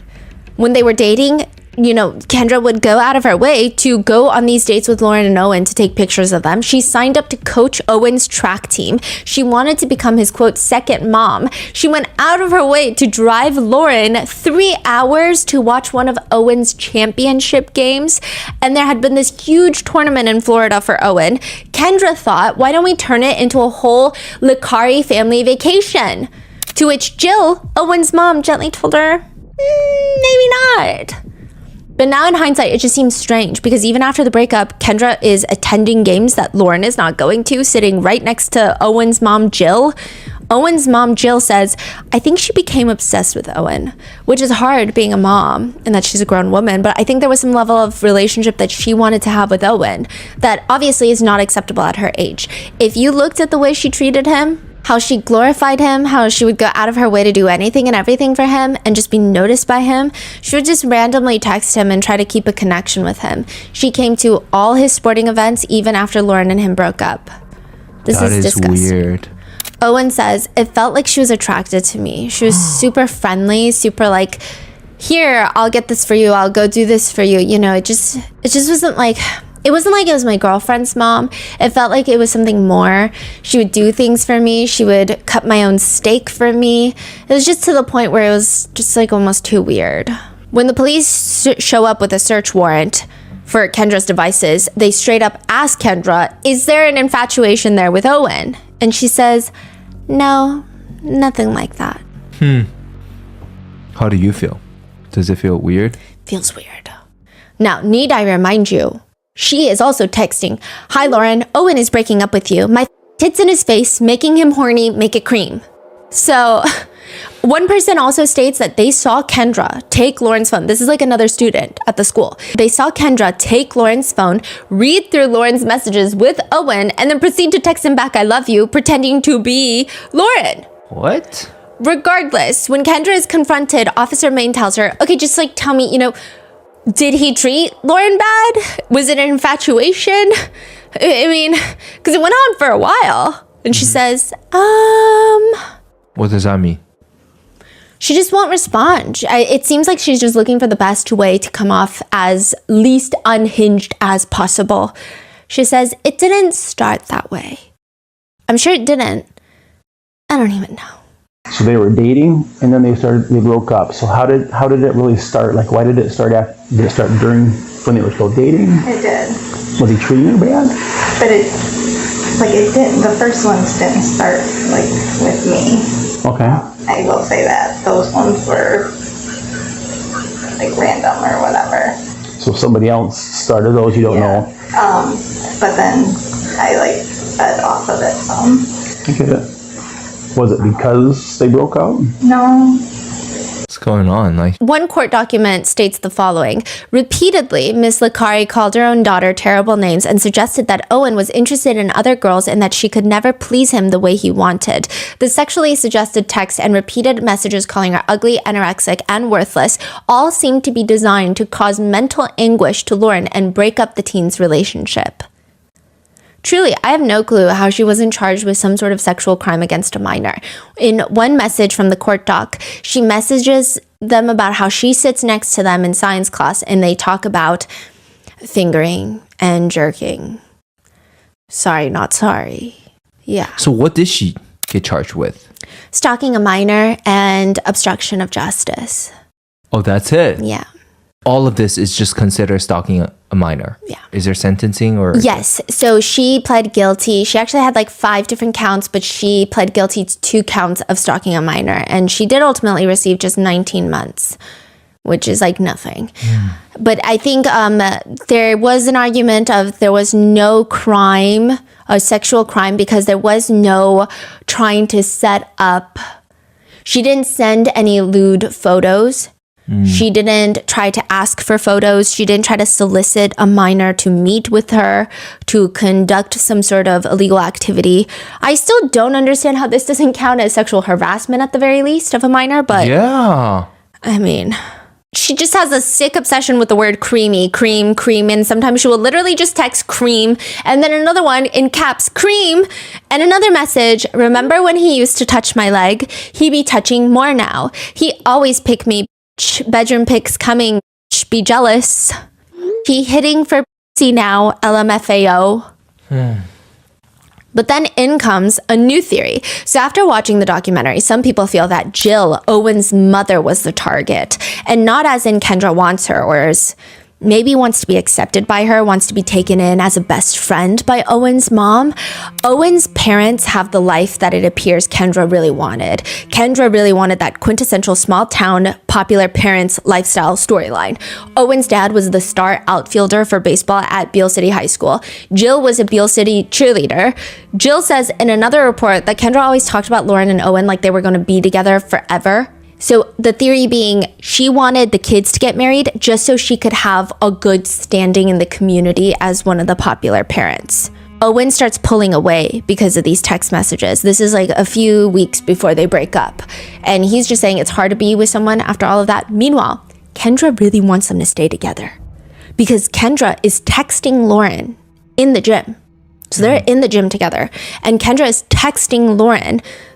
Lauren is not sitting next to Owen. They're on rocky footing, and she's texting her daughter, sit next to him, answer me, come here now, I'm pissed, move your ass now, I'm fuming, pissed off, this is f***ing ridiculous, answer me and move your ass. What is happening? So she did all of that to break them up. Yeah, so that's why some people are like, it doesn't make sense, and like, it's complicated. There is a cut article that focuses on this. The Netflix documentary focuses more on Cyber Munchausen. And then the court documents is like a blend of everything. So it's like when you just have one piece of the media, when you just watch the documentary or you just read the cut article, it all seems like, oh no, it was because of this. It was because of this. But then when you put it all together, it's like, she's crazy. So what did the cut article focus on? Well, they're providing these text messages. I mean, they didn't really expand more on it, but it just, maybe it seems like that's the reason. Maybe if she thought Lauren and Owen got married, she would be connected to one of the more popular families in Beale City. Or maybe she knows that now she is going to be more distant from Owen. True. Right? They're broken up. There's no reason for her to be hanging out with Owen now. Yeah.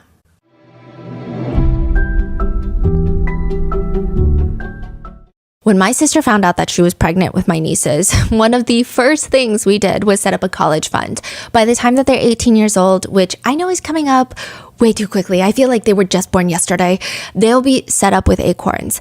Whether they decide to go to college or do something else, they can have a mature fund that's been gathering interest for years. Acorns helps you grow towards the money goals you have today and the ones you'll have tomorrow. Acorns is the financial wellness app that helps you invest for your future, save for tomorrow, and spend smarter today. They make it easy to start doing more with your money. In fact, you can start automatically investing with just your spare change. You don't need to be like a finance wizard. Acorns puts your money into an expert-built portfolio to make sure you're investing wisely, not wildly. Sign up now, and Acorns will boost your new account with a $5 bonus investment. Join the over 14 million all-time customers who have already saved and invested over $25 billion with Acorns. Head to acorns.com/rotten or download the Acorns app to get started. Paid non-client endorsement. Compensation provides incentive to positively promote Acorns. Tier 2 compensation provided. Investing involves risks. Acorns Advisors LLC and SEC registered investment advisor. View important disclosures at acorns.com/rotten.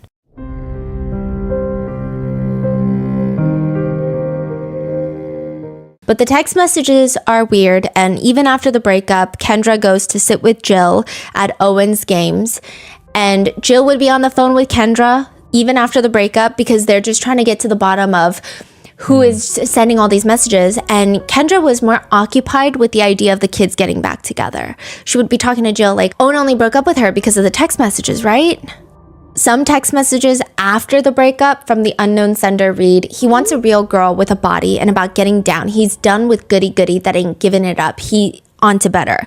Some netizens are theorizing that maybe she is bullying her own daughter to push her to do more so that they can stay together. That is so sick and twisted. I feel like every theory is more sick and twisted than the last. Wow. In the documentary, Kendra also talks about Jill like they're best friends. Kendra says, Jill and I spoke about it. When we were together, we could just talk about anything, share things, kind of like feel like a support there. And there are constant messages from the unknown sender oddly stating that Owen's family loves her more than Lauren, which again is odd. One text reads, "Girl, please, you can't stop us. And we as mom's faves. She all about us. She loves us. Sorry, not you. Owen messaging us right now." Another one pulled from the court doc reads, "We know who his mom wants him with. It's clear. Get on Facebook and you'll see." Another one, "What the f***? Be with his mom at the game. For real, he don't want you near his family. Whatever, they like me, not you. He is over your sorry ass. Stay the f*** away. Told you before, you never take my place. He f*** hates you." It's weird. So after they broke up, what are these the message after they broke up? The messages actually get worse after. "We f***ing talk every day. You f***ing suck. I'm better," and give him what he f***ing wants. Leave him and his family the f*** alone. So maybe there's like a yearning of a sense of belonging with Jill, Owen's mom. They're fighting this bad guy together, bringing them closer, bringing their kids together was maybe what she thought she was doing, pushing the two families to be trauma bonded together, and nobody else can understand them. Nobody else knows what they're going through. Nobody else can understand and stick together type of mentality.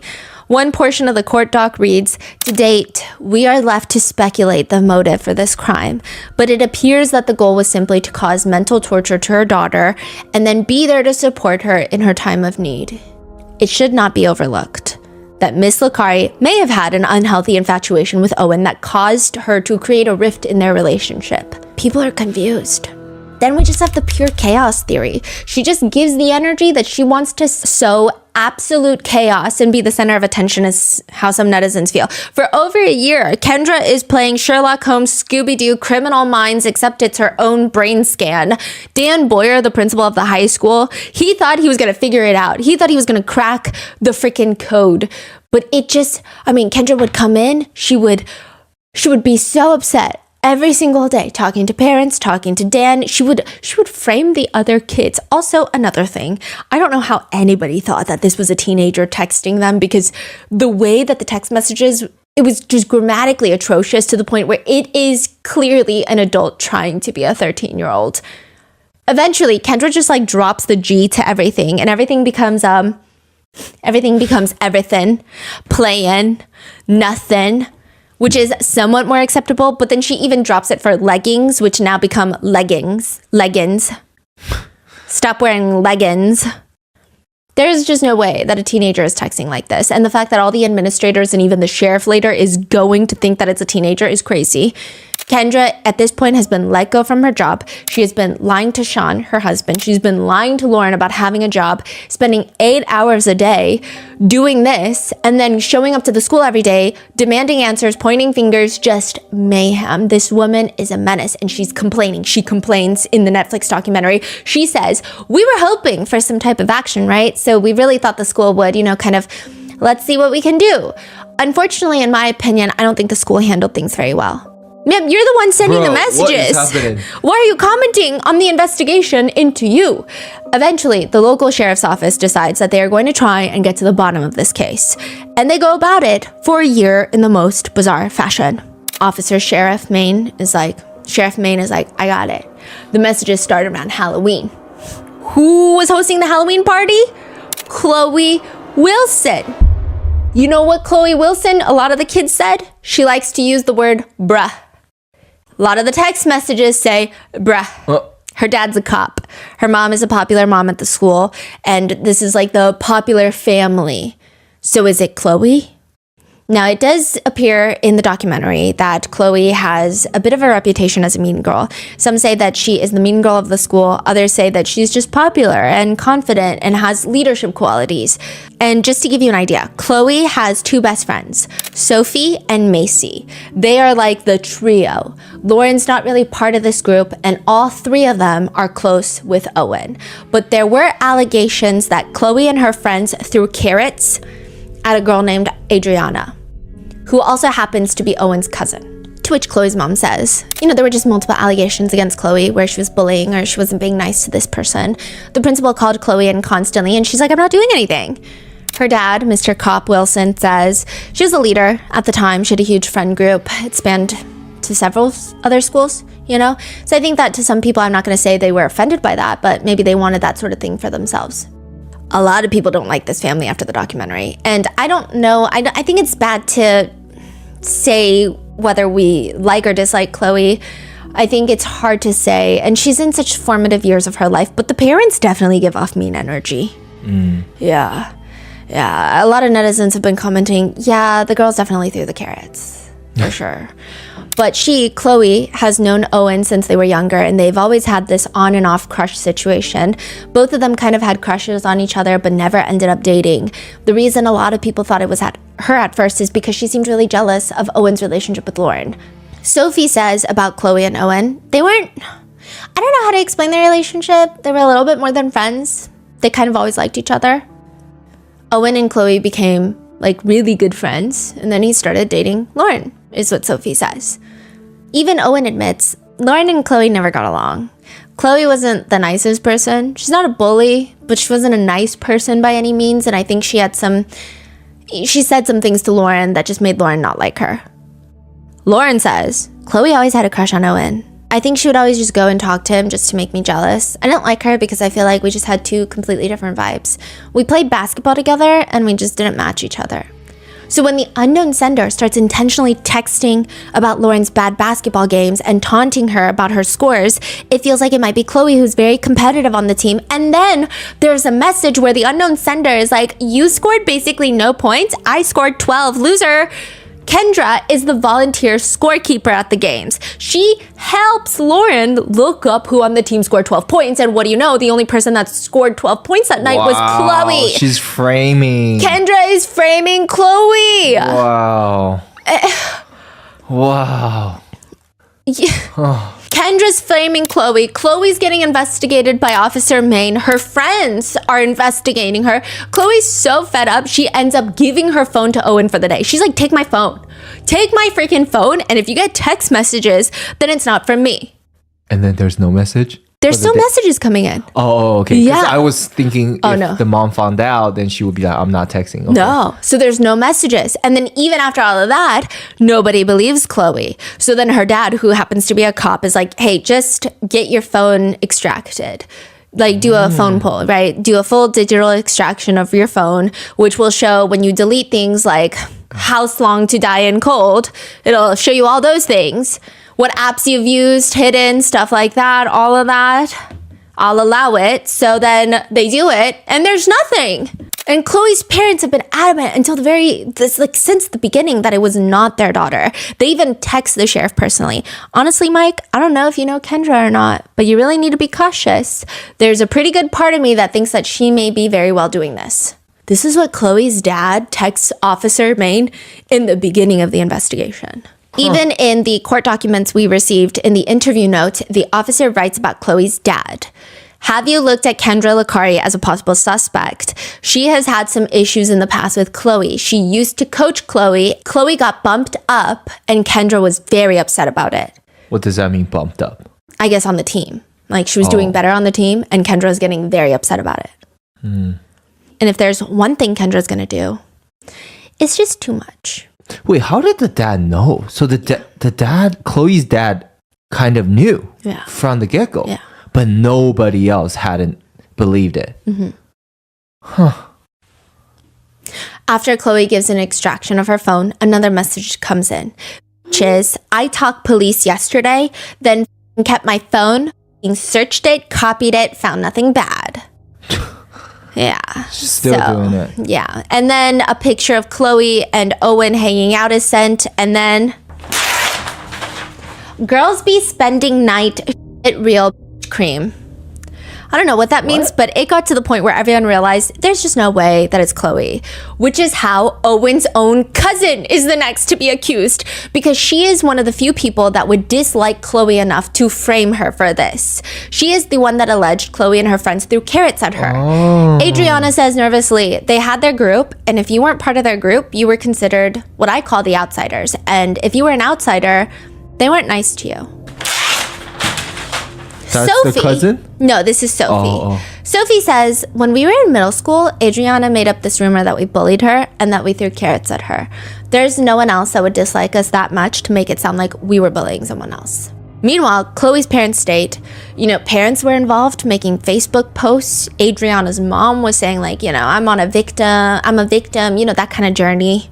So my finger is pointing towards Adriana. That's what I think it is. So they either think it's Kendra or Adriana. And most people are leaning towards Adriana because they're like, oh, well, she's probably trying to get back at Chloe. Okay, so that's interesting. So you're saying at this point, there are already fingers pointing at Kendra. Yes. Okay. That's also another thing. So in the documentary, it seems like a lot of people didn't even suspect Kendra. Right. But then in a lot of different articles around that time when it actually happened, a lot of sources are saying a lot of the parents in town suspected Kendra. Wow. Because of the way she was behaving. Okay, and she's still going on with her texts, even though people are already coming up? Okay, yeah. Wow. And additionally, there's a picture sent by the unknown sender of a gift that someone had taken at a Christmas gathering, which only Owen and his extended family would have been able to get. I don't know how Kendra got that photo, but she did.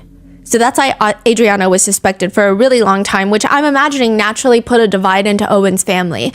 Adriana says, I just didn't know how people thought that I could do it. It was just very hurtful because I was the quiet kid at school. Like I didn't really talk to anybody. I wronged nobody. I was just kind of confused as why they thought I would do that. Yeah. Walking into class after being questioned by Sheriff Maine, everybody was looking at me like they knew what happened.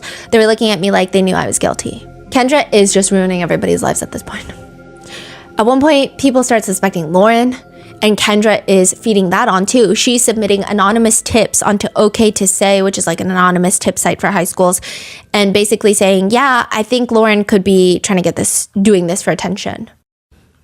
To herself. Basically. One part of the court document reads, at numerous stages of the commission of this crime, Miss Licari had an opportunity to simply quit, but instead she continued to harass the victim, further inject herself into the case by attempting to thwart the police investigation with false leads and deceitful information. She broke up a group of friends for seemingly no reason other than personal gratification. And Kendra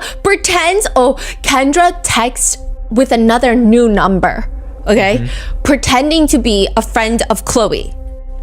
Okay.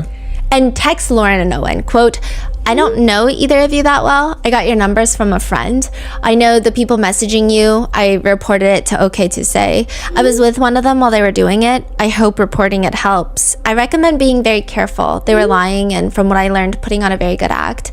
It makes me sick to my stomach to know that they're proud of breaking you guys up. I don't want to be friends with anyone who does this, and I'm going to distance myself from those relationships. I'm just going to leave it to volleyball only. Which Chloe and Sophie and Macy are all part of the volleyball team. I talked to my parents. We made the decision to report through OK to Say, and if needed, they will call the school. You both seem very nice. Hope this helps. Yo, she is sick and twisted. There are so many layers to this, and all I have to say is that Kendra genuinely terrifies me. And at one point, she straight up just texts, bruh, the UP blue ice is shit. UP being an area in Michigan where Chloe was for winter break, and then immediately texts back, wrong person, sorry. It's winter break. Chloe is in UP. Everybody knows she's there. She texts after like, sorry, not sorry, you look ugly in leggings. Bruh, the UP blue ice and like she's on vacation. Yeah, and then immediately, wrong person, sorry. Yo. Or maybe she was just trying to frame them, because in the full body cam footage that we received, I did see some part that was interesting. Kendra's explaining that she sent the messages because, quote, Lauren struggled with a group of kids at school for a long time, and she was having a really hard, because they were targeting her in a sense, and they were trying to come in between them and do all this stuff. So that's just very interesting. Now, Sean Licari, Lauren's dad, was just not having a good day that day. He found out that day that not only is his wife, the mother of his child, the one sending these messages, but she hasn't had a job in over a year, and she's been lying to him about all of that. All of it. Did we see his reaction? Yeah, and he's upset. He's trying to confront her like, you need to tell me now in front of the cops, because if they leave and I'm talking to you, like one of us is going to get arrested and then no one can take care of Lauren. He's like, what the hell are you saying? You haven't had a job. And at one point she says that she quit from a job recently, but she was let go like a year ago. But so he's upset with that, obviously, because Yes. she's lying. But is he upset about the daughter situation? A lot of people were upset with Sean about it, because in the body cam footage, it seems like he's more fixated on the job thing. Right. I will say, though, I think a lot of it probably has to do with the fact that the job thing is something that he can actually express anger about. It's something I think is more manageable in his mind to showcase his anger, because it seems like Sean is a really good support system for Lauren. Afterwards, he does divorce Kendra immediately, but I think the text message thing is so shocking. I don't even think he can wrap his mind around it to even ask her the right questions or any questions. Are you telling me the truth? Or are you lying? No, When did you go from there? the same time. So you've been lying to me for like 6 months, a year? You haven't been working for Texas? Right. So I think he starts with the job thing. I also wonder if there's more to the job thing, because in one of the other articles, it was talking about how, and this wasn't in the documentary, so it's just kind of like piecing together all the things. It was talking about how a lot of people that worked with Sean knew that something was off with Kendra, because Sean would come into the auto body shop, he's a mechanic, and he would talk about how, well, they're getting evicted because they were scammed by some person in New Mexico. The car, and he believes all of it, and all the coworkers are like, So they're like financially stranded for a year. Yes, and Kendra is making up all sorts of crazy lies. Oh, her check bounced for the kids something because she had someone hack her. And Sean just believes it, and I wonder if it got to the point where he confronted Kendra and Kendra got mad at him and he's defending Kendra. I don't know. I don't know. But he's... I think netizens are being hard on him and Lauren based off of this body cam footage. Lauren? Yeah, because she doesn't really show much emotion. And that even caused people to accuse her of being part of it. How old was she then? 15. I think, first of all, I think the language that the officer gave was so vague. And I think the officer said it in such a way where it was almost too sympathetic to Kendra for Lauren to have. I think it just, I wouldn't know how to respond to that. Yeah. It's just a weird conversation. And then it's shock to be like, oh, it's your mom who's been telling you to self-exit for 2 years straight and talking about how Cream and your 13-year-old boyfriend who broke up with you and broke your heart. Like, it's weird. Yeah. And then additionally, I also think that she kind of keeps looking at Kendra frequently. And I wonder if you grow up with a parent like that, you're constantly gauging their reactions and then trying to even subconsciously react in a way that you think that they will not have such a big reaction towards your reaction. Yeah.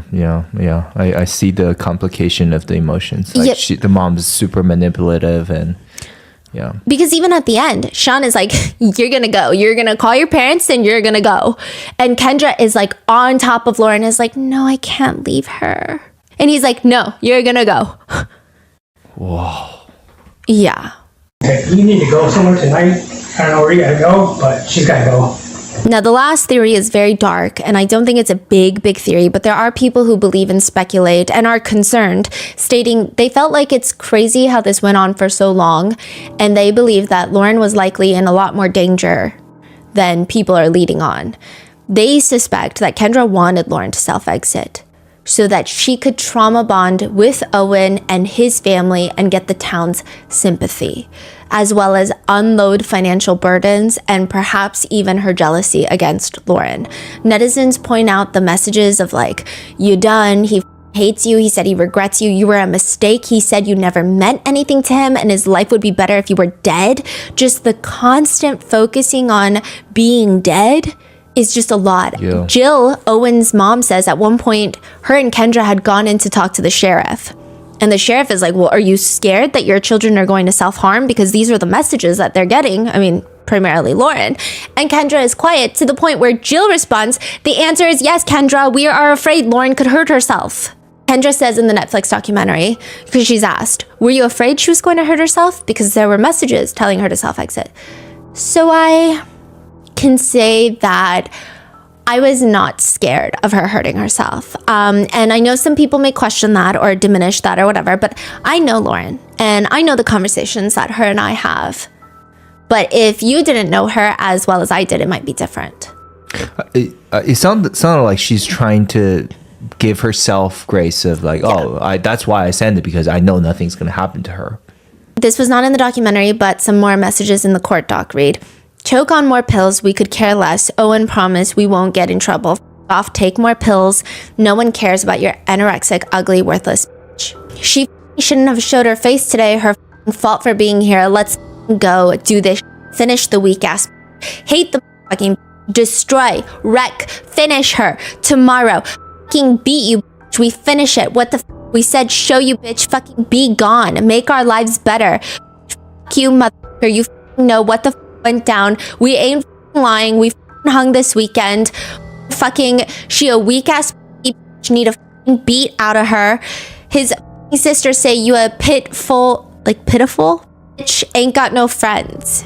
And a lot of people also point to the fact that she texts this. Early on, before she's sending all of these like self-exit messages, she sends one. And then 30 minutes later, she takes it back.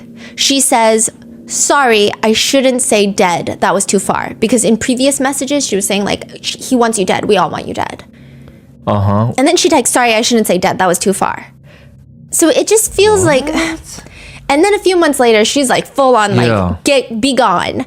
It just feels like you have to put, you're not just texting these things as like, oh, that sounds like bullying. Because if you're saying, sorry, like dead was too far, it sounds like you mean a lot of the things you're saying. Others are saying, well, I mean, you spent 2 years bullying your own daughter with her biggest insecurities. How do you not think that they're not going to self-exit? One netizen theory states, Kendra wanted Lauren to self-exit so she didn't have to do anything. Even though she's speaking in third person on those text messages, she meant everything is my theory. She wanted her daughter gone. Others are speculating it's because Kendra is not from the area.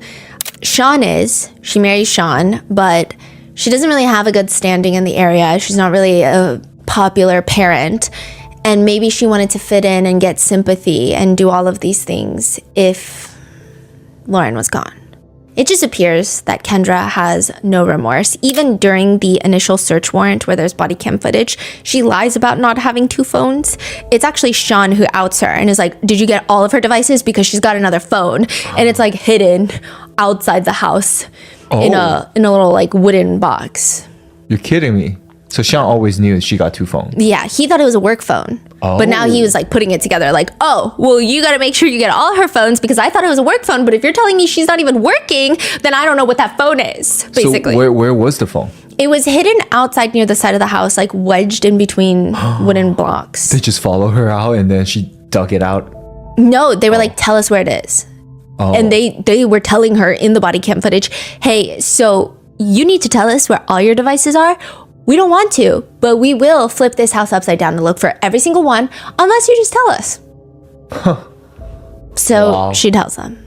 And about that day, Kendra will later tell Netflix, it was a very high emotional day in our house. A day of confusion, unknown answers, shock, a day of not knowing how we move forward to the next day. So it was a hard day, but at the same time, it was an end. I think it was more of a mistake. It took me out of real life in a sense, even though it was real life. So when I was doing that, I wasn't myself. It removed me from everyday life. Just kept going and going, you know? Wow, that's a way to describe it. Yeah. Lauren says, I think the shock feeling turned into sad, which turned into mad, which turned into crazy. I didn't even know how to describe the feeling. Why would mom do this? Like, did she really have to do this? Like, I can't believe it, honestly. I was just really confused. She told me to self-exit. It makes me feel a little bit sad. Like, why is my own mom telling me to do that? I've like talked to her about it, but not necessarily like, why did you tell me to self-exit? I still question it every day. Like, I still don't know why. The documentary director is later interviewed by Variety, and they state, Kendra is a little bit of an enigma. I think that she had a lot of time to think about what she did. She was in therapy when she was incarcerated, and I believe that she's still seeing a therapist. She had put thought into what she did. I don't know that she's fully recognized or realized what it was that she did or why she did it. I guess only Kendra could answer that. They're asked by Variety, I would never want to show my face again if I were her. Why do you think that she sat down for your cameras? She was nervous about going on camera because just sitting down and telling your story is a nerve-wracking thing sometimes. But she was so great. And she actually ended up really loving the experience. At the end of it, she said it was kind of fun. She laughed about things, and I think it was really an opportunity for her to think about things a little more in depth. Every time I would ask a question, she would really have to think about some things, and I think that was really good for her. To which one netizen comments, I'm sure she genuinely thinks the documentary is about her. Her eyes were excited during the whole documentary. Yeah. Which is interesting because the reporter from Cut, who did like a think piece on this case, reached out to Kendra while she was in jail. And Kendra's response to her was, I do ask that you truly think about the kids that are involved in this situation. Kind of rich coming from Kendra, including my daughter, who is trying to move forward and has a bright future ahead of herself. These stories are doing additional harm to her. I can handle the pain, but she cannot and does not deserve it. She is moving forward with life and doesn't deserve to be put in the spotlight anymore or having people thinking her mom is the villain, as that is hard mentally and emotionally for her. They will never change. No. Sean has been going through it. The officer said Sean was just like a broken person.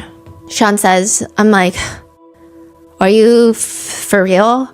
I said, this is my wife doing this. I just can't believe she would do something like that to her own daughter that supposedly she loved dearly. You know, a 14 to 15-year-old girl. You know, it just makes me sick. She stabbed me in the heart, shot me in the heart, and threw it away. Netflix interviews Lauren twice. So they interview her while her mom is just serving her sentence, 19 months in jail. And Lauren is telling them, not having a relationship with my mom, I just don't feel like myself. I feel like I really need her in my life. I know my dad's angry and probably like never gonna forgive her, but I just kind of put that aside and just have the relationship with my mom that I want. The director asks, do you think people judge you for missing your mom? I think some people might have their own opinions on it, but honestly, I would say I don't really care.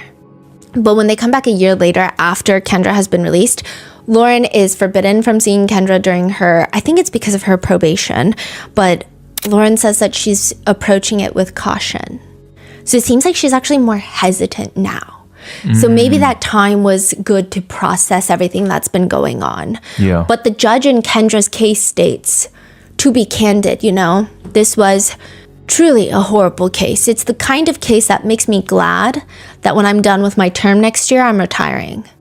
Like, Kendra is driving Your Honor up the wall with this one. To have a judge that oversees criminal cases excited to retire because of what you've done, I mean, that's got to be as far as you can get. The judge goes on a rant about the internet, telling the courtroom all the communication on the internet, just horrible people. Just horrible people. They will hide their identity and they'll act in a horrible manner. Sometimes you see the worst in human nature because people, they realize they can say whatever they want on the internet. Kendra states very vaguely that she's embarrassed, she's sorry, and this and that. And her attorney is saying that it's all because of the trauma of being R-worded when she was 17. And she is reliving it now that Lauren is approaching that age. And it's a mess. The judge says, I'm empathetic to your mental health issues. I received the psychiatric evaluation this morning. When I read the pre-sentence report, I wasn't getting any sense of why this occurred. Normally, you know, acting as a judge when I'm dealing with a criminal defendant, I know why they're doing what they do. You know, people addicted to drugs, they possess drugs, they use drugs. People that are thieves, they steal. It's not right, but you can kind of understand, you know, why a person is in front of me. This case is inexplicable. I read the psychiatric evaluation today. That gives me a little more insight on why you did it. But, you know, it doesn't excuse what you did and, you know, because you know that because you just told me that. Basically saying like, I kind of get it, but not really. Even after reading your psych eval, I don't get it. Yeah. Even Owen is like, how could a mom do such a thing? It's just crazy that someone that close could do something like that. Not even just to me, but also to her own daughter. What else has Owen and Jill, like his mom, like everybody said about when they found out? Or they said that they were just shocked. Yeah, Jill like told the FBI agent, no, it's not Kendra. There's no way it's Kendra. No way. And then it was Kendra and she was pissed because like the act of Kendra every day for years going and trying to act like trying to find, let's all sleuth together. Let's find who's harassing our kids. Meanwhile, it's her. And Jill took it really hard. There would be days, there was one time Jill was talking about where Owen came into Jill's room and he was so distraught. He tells his mom, it's your duty as my mom to protect me and find out who's doing this to me. And you're not doing that. And she was so frustrated. She's like breaking down crying. There are emails. Kendra is writing emails to Lauren when she was in prison. And they read, hello, curly monkey head. I'm mad at you. You made me sad. You only said bye. You didn't say, I love you. but I forgive you. XOXOXOXO. I love you. Have a fantastic day. It's a combination of fantastic, awesome, and terrific. Another one reads, good morning, beautiful daughter. I miss you like crazy. You are the brightest light in the universe. Sending butterfly kisses. Call you tonight. I love you. Love, love, love, love, love, love you. Now that she's out since August 2024, Lauren has not seen her mom. She says, I think I want to trust her now, but I don't know if I can now that she's out. I just want her to get the help that she needs. So when we do see each other, it doesn't go back to the old ways and how it was before. Being without that relationship, I think, is really hurting me. I think rebuilding our relationship will help both of us a lot. Kendra says, even though she hasn't seen Lauren, we both know that we're with each other no matter what. I definitely think that we can have a healthy relationship. I know that we both hold that bond that we have very close. There is another part of the documentary that is under fire. Near the end, Chloe's parents are sitting at a table and they say, well, Chloe's mom says, I told someone else that Sean and Lauren are going to play this off like they were the victim in this shit. They had no clue what was going on and they're going to get away with it because Mike Main didn't do his job and investigate them. And that's exactly what happened. So she's accusing Sean and Lauren of being a part of this. What? Yeah. To which netizens are on the sentiment of, Chloe's mom is saying cruel things about Lauren and her father who have literally lost everything, saying they're playing victims. No, ma'am, they are victims and it's so desperately tragic. I feel so bad for both of them. So they're saying, yeah, we also feel bad for Chloe, but like you can't just say stuff like that. Yeah. Furthermore, Chloe's mom apparently last Halloween dressed up as a scarecrow in a prison jumpsuit with a mask of Kendra's mugshot and had a bunch of fake cell phones taped to her hands. Netizens naturally had a field day with that, with some writing, the scarecrow thing is demented. Who mocks an absolute horrific tragedy of abuse and mental illness like that? Chloe's mom and the other moms are just as bad, in my opinion. To which someone responds, Kendra told her own daughter to self-exit. In no way are the other moms just as bad for a tasteless joke. Chloe was also a victim here. An adult woman tried to frame her for harassment and cyberbullying. I give her mom some leeway. But another comment reads, what stuck out to me in the documentary was the Wilsons. Chloe's family, all three of them, the not my kid attitude when clearly their daughter was a mean girl. Again, I have no opinion on Chloe and I don't think we should. We really don't know much about Chloe, but I will say her parents are kind of conducting themselves in a strange way, at least in the documentary. Another comment reads, my heart aches for Lauren and her dad, Sean, Owen and his cousin, Adriana. Owen's parents seem like good people, but poor Lauren. Chloe and her parents give off real bully vibes, and Kendra is just bad crazy. Everybody needs to get out of that small town. That's the moral of the story, is what the comment is saying. Some people have thoughts about Owen. Owen says in the documentary that I haven't talked to Lauren since a very long time ago. Yeah, I was mad at Lauren. I don't think I'll talk to her in the future. Some people are really upset with him for that, saying that why is he upset with Lauren when she's also a victim? I think it comes down to when it came down to Kendra's sentencing, Lauren and her family Lauren was very supportive of Kendra. And Owen and his family clearly wanted Kendra to have a longer prison sentence. So I think it put them at odds, and I'm sure it's really complicated. And some people are just confused, like, how is Kendra not exhausted after lying like this for 2 years? And that is the case of Kendra Licari and all of the things that maybe were not in the documentary or didn't deep dive in the documentary as well. Although I will say it's a pretty well done documentary. You should watch it. But what are your thoughts on it? Let me know in the comments. Stay safe, and I will see you in the next one.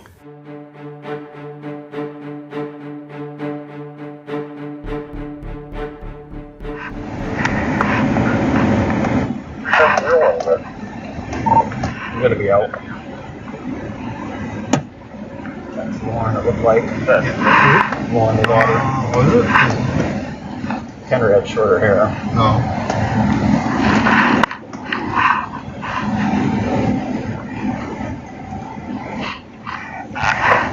Right there. No, that's Kendra. That's what I thought.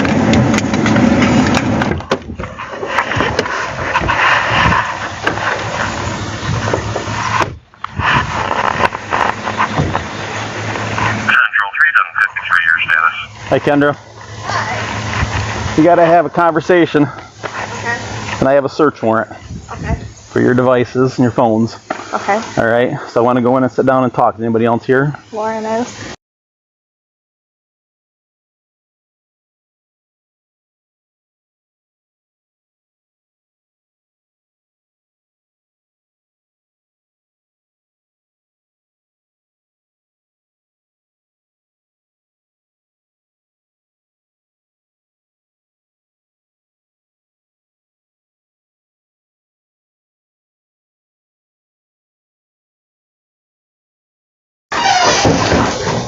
I want you to sit here, Detective Do you Scott. have your phone on you?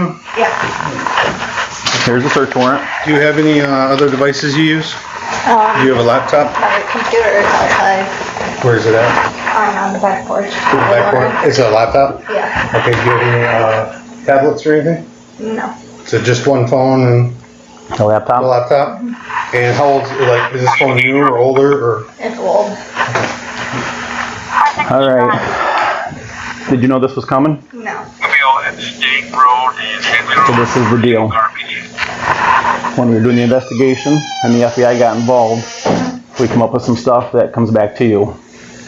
What do you mean? The messages coming and originating from you.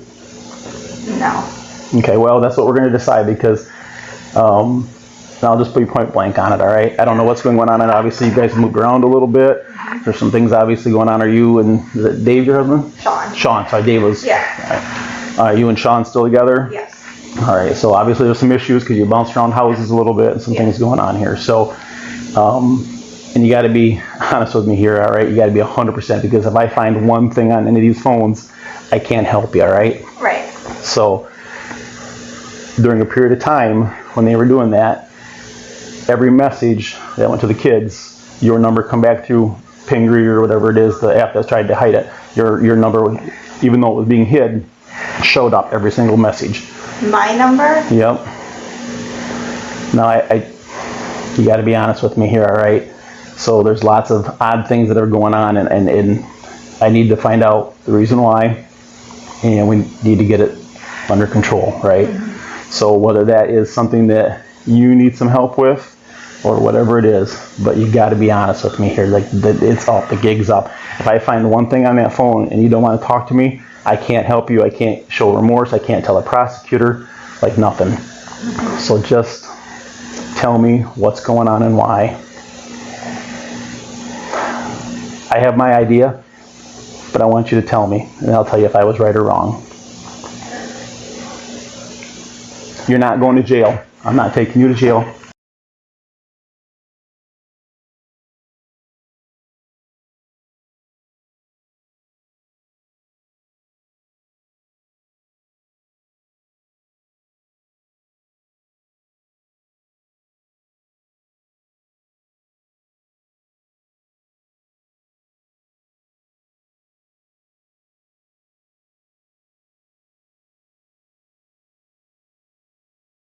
I mean, it's something serious because it went on for a while, right? Yeah, and it didn't start that way. And I'm sure it didn't. It's okay. Take a deep breath. I can get you a glass of water if you want it. No, I'm good. I mean, the gig's up. It's over, right? I'm good.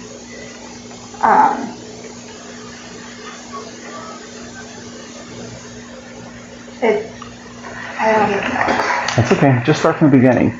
So they were dating, and then they broke up. So how did it really start? Like, why did it start did it start during when they were still dating? It did. Was he treating her bad? But it didn't. The first ones didn't start like with me. Okay. I will say that those ones were like random or whatever. So somebody else started those, you don't know. But then I like fed off of it some. I get it. Was it because they broke up? No. She's struggled with a group of kids at school for a long time. And she was having a really hard time because they were like targeting her in a sense. Mm-hmm. And like they were trying to like come between them and do all this stuff. And she was having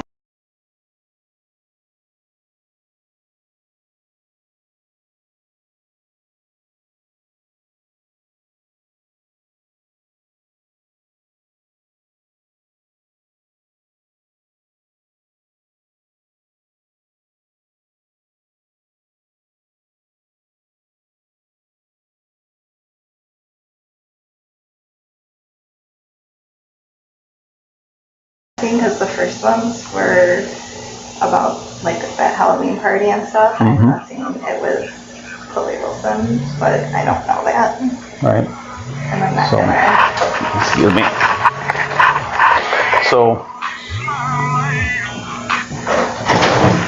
What's your status until response? Right now, we need 4907 Penny Lane at Vulgar Lake. Should be with 46. 3701 Central, I apologize. I turned it down too far. We're secure, no need for status.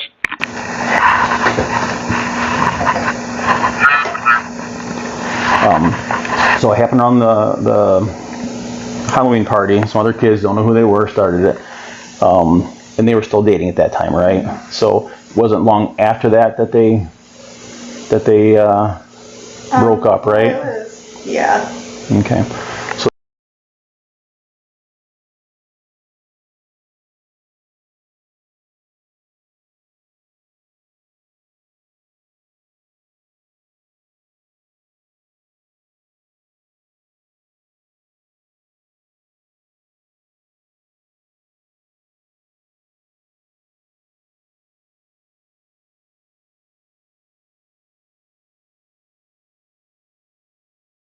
others that are gonna want to know because their daughter, like the Wilsons, has been accused of all this throughout, and it's a bad deal. I get it.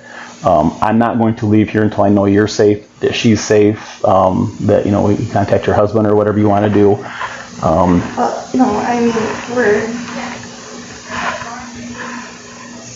He's just talking to her. Oh. we're like I know I'm safe and everything. Like I'm not worried about that, But I want to make sure she's safe when she finds out, because those messages. Go ahead, I'm sorry.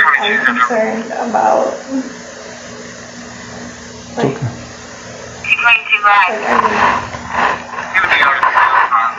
Does this have to go public to everyone? Like, because I'm concerned with her going to school. So it's already, right, it's already public. All this information is going to be public because anybody can FOIA this, right? And I have to submit this to the prosecutor.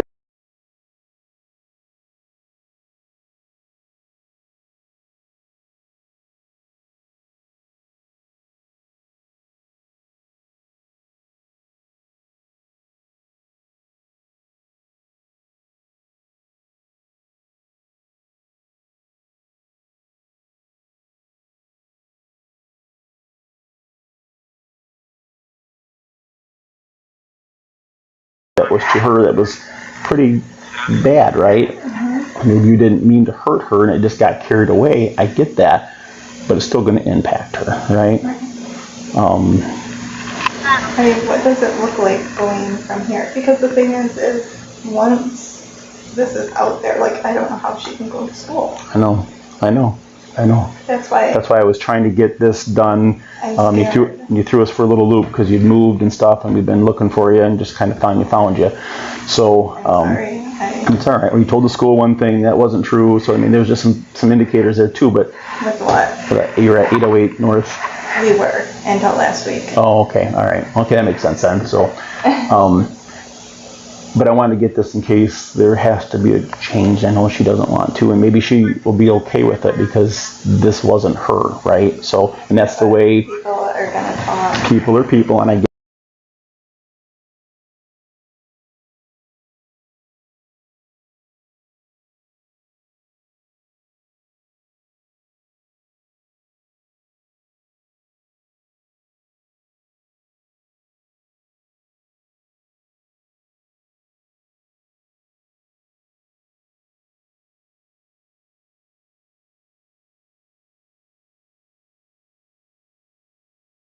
can hold on to that long.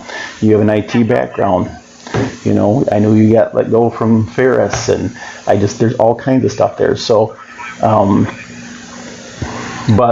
so let's just back up a little bit. So you kind of took it over. Was there a driving factor that you continued to do it all this time? Like, there's not anything that. I think just personal stress and. That I understand because people. I mean, the last couple of years have been.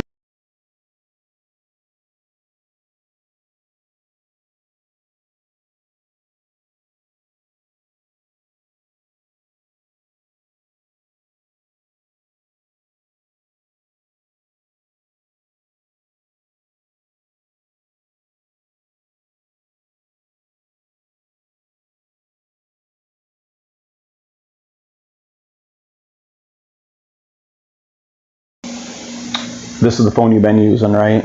Yes. Yeah, because it has the, we also know the make, model, and everything out from the catch there.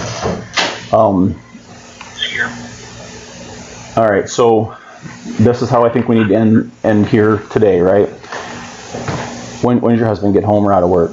Not till like 3:30. His parents will be here at some point too. I don't know when. Because I'm not comfortable leaving you and Lauren alone right now. This is a lot to take in, and I appreciate you being honest and coming forward with all the information, right? But thank you. But we have to make sure that everybody in this nucleus is safe, right?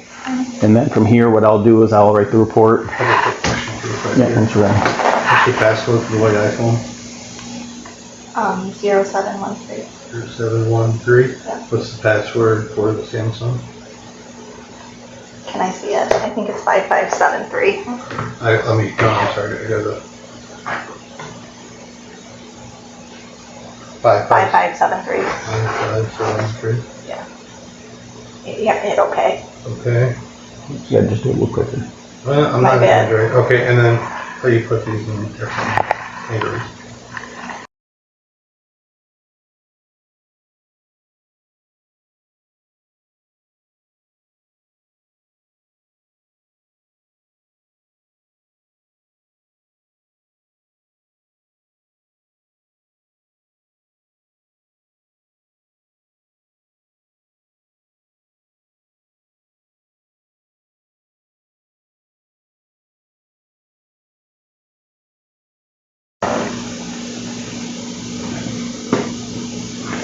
Getting out there. I know, and there's Like, no. isn't there a way we can I have to let Jill and those guys know, I don't know if they'll broadcast to anybody. I can also tell you that the Wilsons have been very adamant that they want to know the outcome because their daughter's been accused throughout this entire thing. And I don't know, and I'm sure they probably will be. I know they will blast it. Yeah. And So that's this what- is. I guess, is there any way to, I don't know, what happens from here? So what happens from here is that I'll go back and I'll do a report. We'll download the stuff. That'll get sent to the prosecutor. I will let the victims in this case know. And then the prosecutor's office may reach out to you. If you don't have any criminal history, I'm not the prosecutor, above my pay grade, but that goes a long ways. It goes a long ways that you just told me the whole story, right? You just, and I will write that way as well. So, and So we can get to hopefully because I can't leave her. No, and I would recommend highly, Kendra, get some counseling started. Reach out, if you have financial issues, reach out to CMH. I can give you a couple contacts there. I would start that process right now to show that you're trying to work on some issues here, right? Some problems. I can't leave.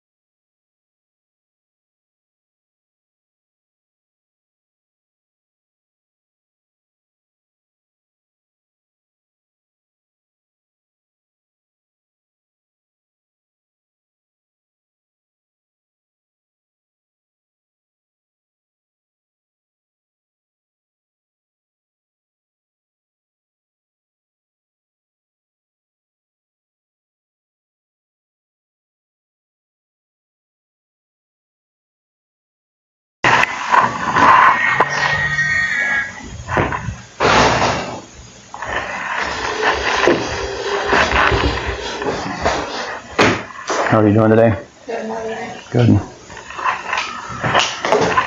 Your mom comes back out. We're going to chat for a few minutes, okay? I don't fit in the chair. All right. You're good. That's some other stuff.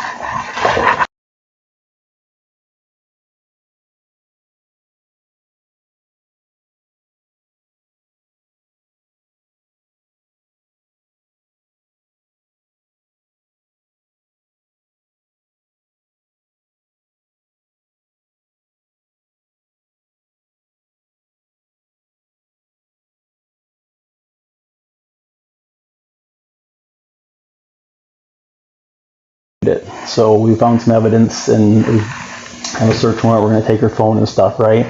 So mom just got wrapped up into this mess and continued on blasting these text messages and stuff out.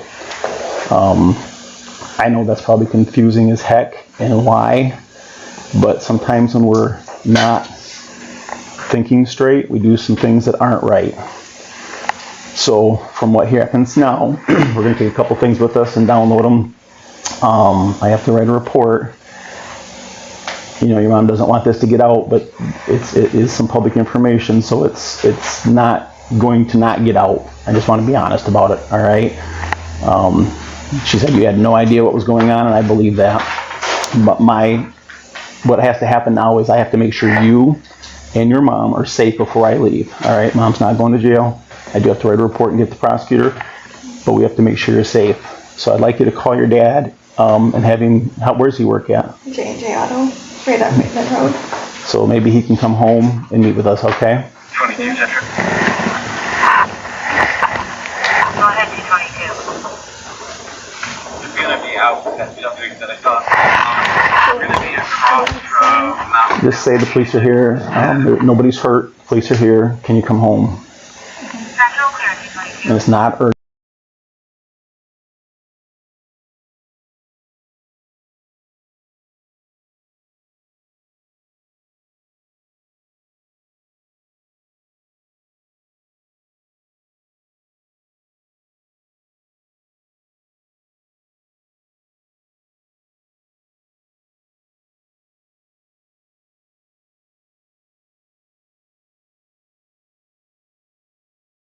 Hey, do you have a minute to chat where you're available in someplace quiet? Yeah.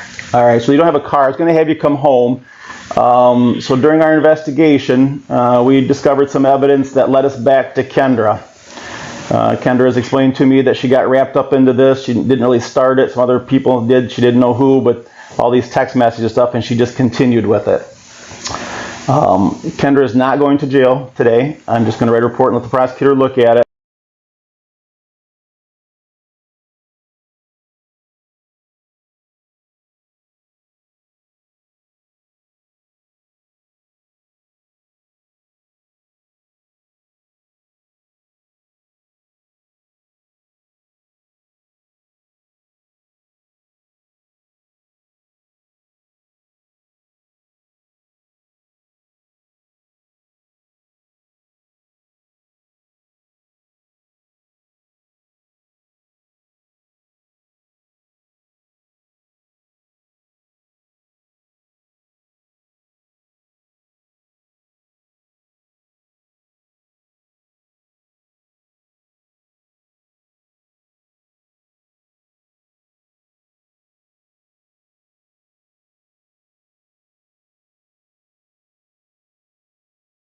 Okay, right now. I have. I'm kind of like in shock right now, so. Yeah, I know. Can I, Go ahead, sir. so do you need me to come there right now? I would just rather have, whether you or somebody, I just want somebody here with them because this is gonna, I mean, when we walk out of here, this is gonna be like a baseball bat to the head for everybody, and I don't want anyone getting hurt or hurting themselves or.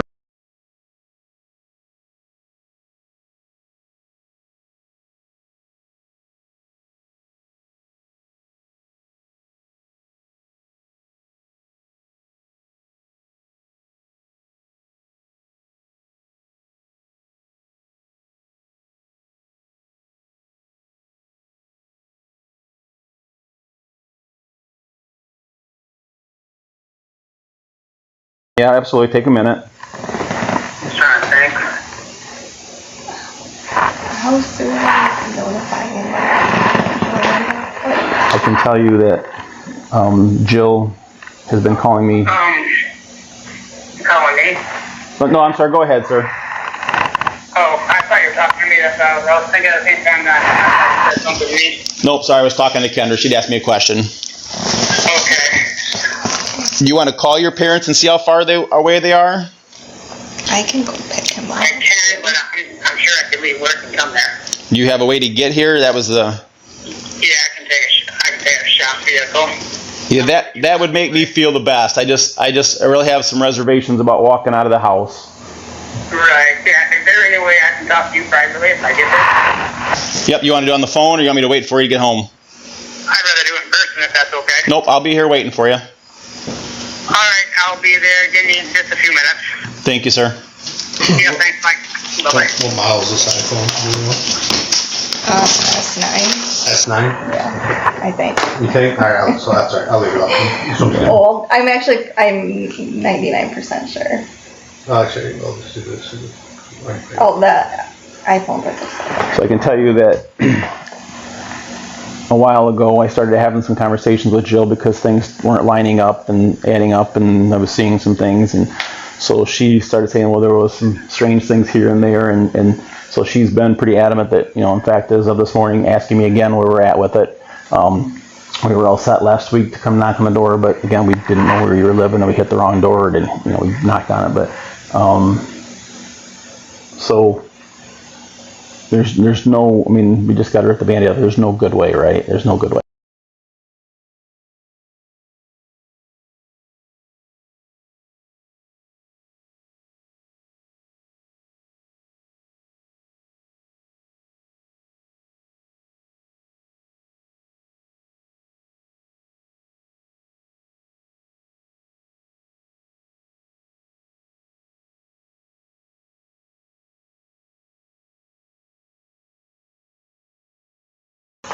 Counseling, financially is an issue, and you need to have something that's community mental health. I can put you in touch with the right people there, right?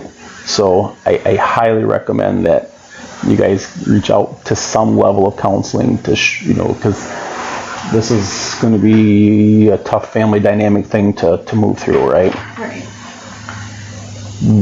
If there is good news, it's done.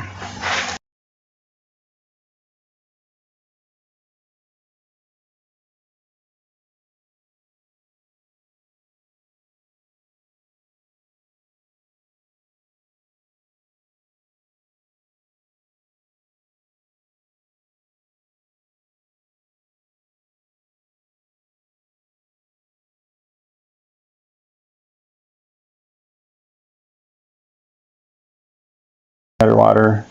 Oh, okay. What? So I'm sure you're going to be reaching out to Jill or whatever, and it sounds like there's already been some conversation there. And she had reached out to the FBI. Well, he's a Bay City officer, but he's assigned to the FBI, and he kind of given her some of the things too. So.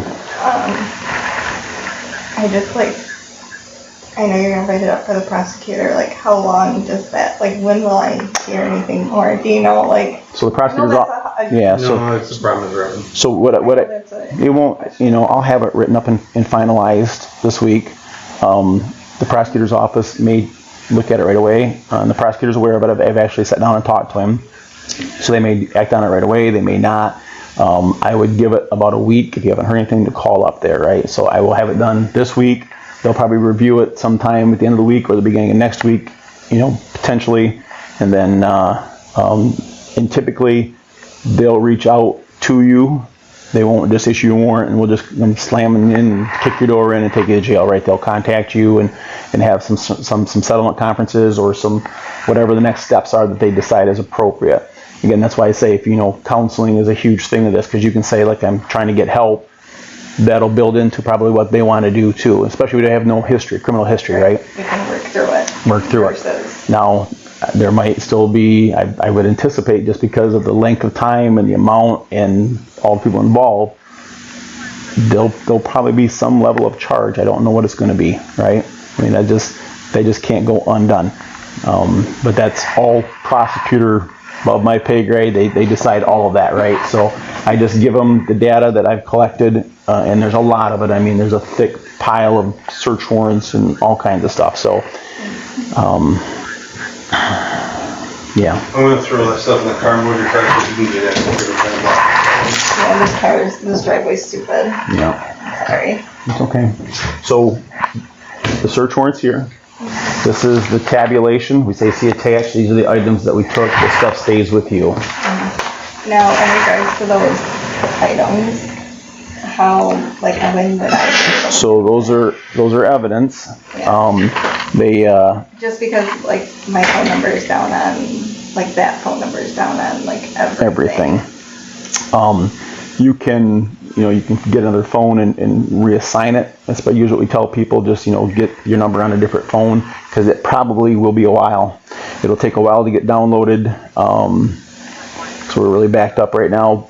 And then it's evidence until this whole thing is done, right? And then it potentially could be released or could be ordered to be destroyed. I don't think they would destroy it. I think they would give it back to you. Typically that's what happens, but it's, yeah. But you can, if you have another device or you can get another device, you can switch it over, have Verizon switch it over. And then you can use that new phone and still have your number. And I get all your stuff's in there, but that's, I don't know whether your contacts come over or whatever. I don't really care about that. I just, like, that's down as all the emergency contact for her for things and stuff. I mean. Yeah. If you got an old phone or you can go get a phone somewhere or something. Yeah.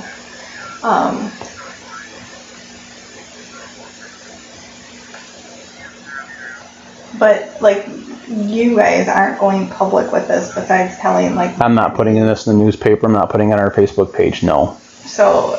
No. I'm going to call a couple of people that... pretty... I mean... Yeah. And you're right. Jill and Dave probably won't speak much of it. I can't say the other... I just... Knowing Jill and Dave, I know they'll... Yeah. Kind of...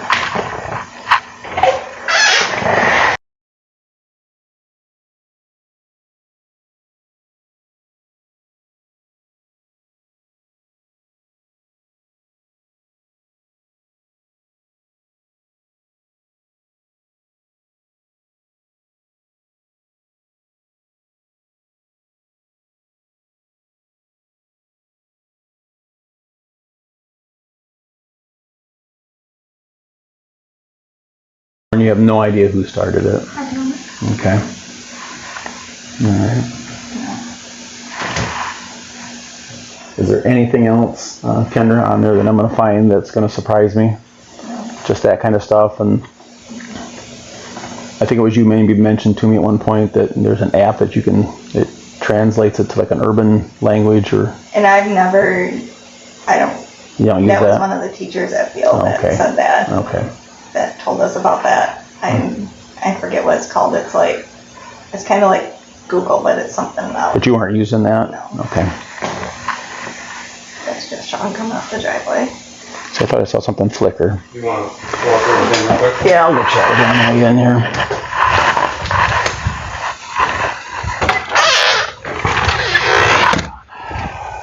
So this is the deal. Yeah, so about halfway through this, I started getting a little suspicious about some things, seeing some strange things, and I'd heard, Kendra had been back in by the school, kind of using their Wi-Fi, and just weird things that didn't really fit. So when we got the FBI involved, their analytic unit, they sent a link, and she actually clicked on the link at some point and downloaded what type of phone it was. Really what was damning was they took like a 24 or 48 hour period, and it was Pingree or something like that. It's like something that hides the phone number, but it really doesn't hide it. So they were able to dig down through there and get to it. So every time the kids received a message, her number came back. So that was enough for a search warrant, and that's why we're here today. So we took her phone and her computer. As my detective was collecting that, I started talking to her. I said, it's over with, it's done. Tell me. And she said it started with some other kids. She don't know who started it back at the Halloween party originally. And then she just took off with it, and it just created a whole life of its own. May I ask you, what What phone did you take? She had it in her pocket. I can show you. So. She's got a couple of them. Okay. Well, I have a search warrant for all of them, so I'd like to get all of them. Because this can't. And I said, listen, Kendra, this would be like this is a dynamic issue with your family. I know you guys are struggling with lots of things, but you got to reach out for counseling, like CMH or whoever else, and show that you're trying to get some help, because this is your daughter that you've been saying these things about for a year and a half. So there's some serious things going on here. I'm above my pay grade whether she needs medication or counseling or whatever, but that's just not normal for that to go on like that. Say that to go that long. For that long. 17. Almost 2 years. Right. Yeah. So she's very. I only know bits and pieces of it. Yeah. To be honest with you. Well, I knew when she quit communicating with me that I was on the right track, because she fell off. I would send stuff like ask her something, I'd get nothing. See, I caught up with another phone, and she said she doesn't do nothing. When I found it, and I don't know where it went from there. All right. Well, we'll go back in, because I told her, I said, listen, this can never happen again. Like I said, I'll write it up that you were honest, you told me the truth, and that's how I'll present it to the prosecutor. Should she go to jail? Well, and so this is the deal. I don't want to be the bad No, husband I know. or dad. The charge is felony stalking. That's what the charge is. She doesn't have a criminal history. The prosecutor makes those decisions. Do I think she'll get a charge out of it? I think so. Does she spend jail time? I would say probably not a lot, if any. But it's. Prove a point. I know. I know. Not let her just stay here. I know. But there's obviously a level of mental health disconnect there that she needs some help with. And if the money's not there to get a counselor, to hire somebody, or through your insurance company, if you have insurance, whatever.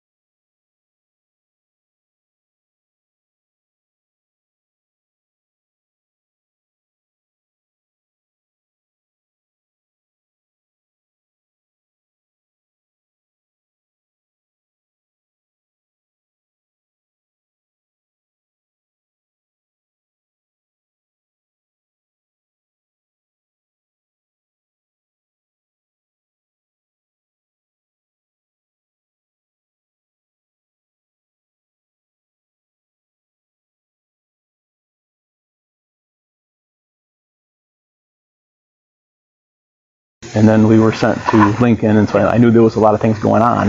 Yeah.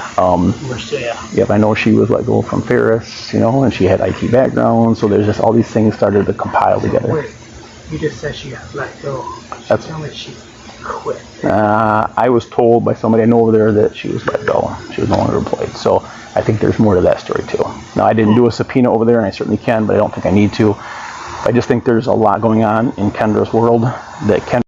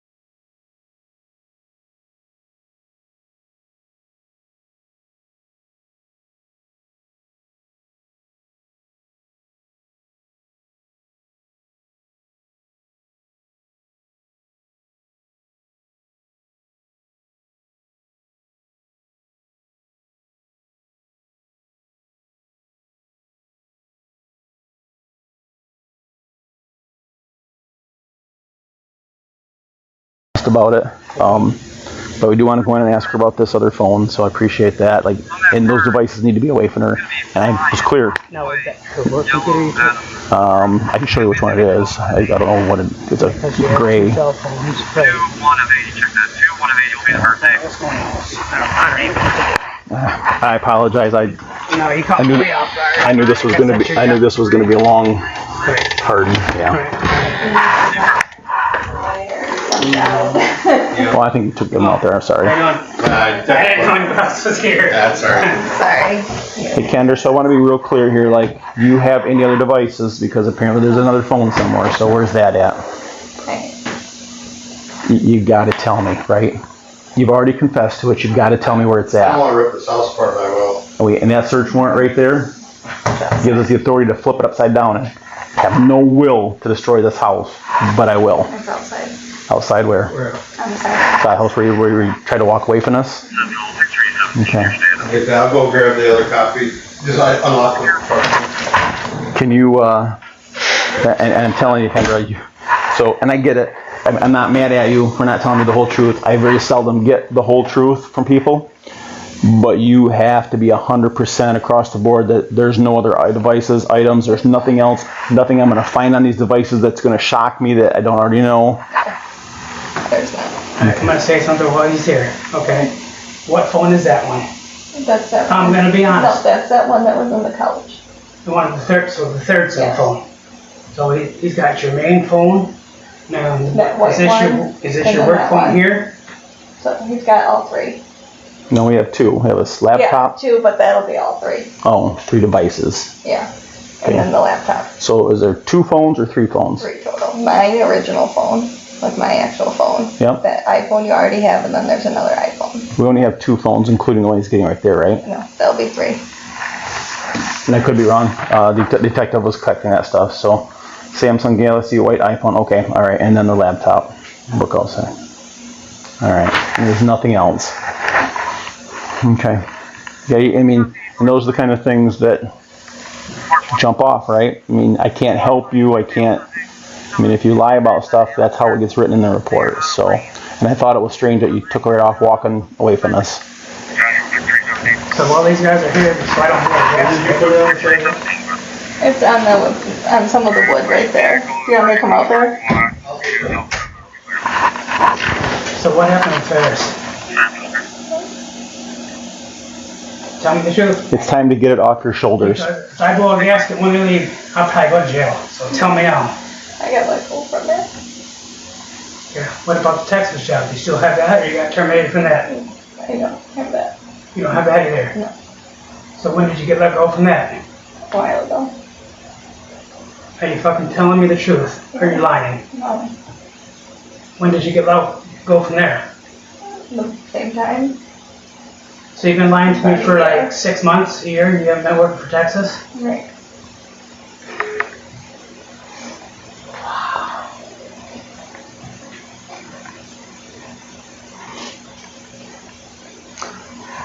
This is why we need to get counseling, because there's a lot going on here, right? So do not just brush that off, okay? Okay, you need to go somewhere tonight. I don't know where you gotta go, but she's gotta go. Okay, Mike? I can't make one leave or not, so that's, because you're both living here, but obviously we don't want a domestic, but we want people to be safe. You need to call your parents. Have them come with you. Because this is it. I can't do this anymore. The other house, this house, now I know what the truth is. And having her in the middle, this is not good. Okay, you need to call your parents. Here's my phone. You need to go. You need to call your parents. Nope. Well, he's here. No.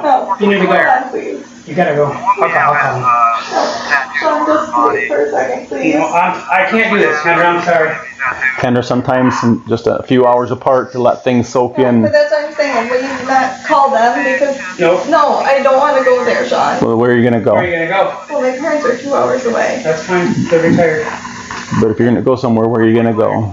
Because somebody's gotta watch you, because if you do something stupid, then we're gonna have, I don't And want you to do anything can't, else. and doing something to yourself will devastate, right? I can't leave her. Well, you're gonna. And if we need to go to the hospital and talk to somebody right now, I'll make that happen too. Oh, heck. I can't leave her. No, you're gonna.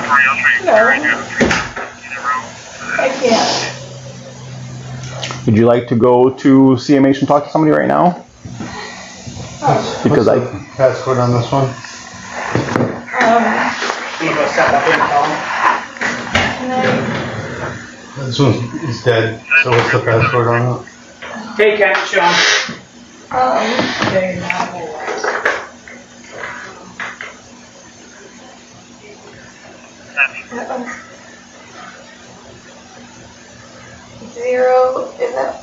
0816 maybe? I think it'll turn on. You just have to hold both.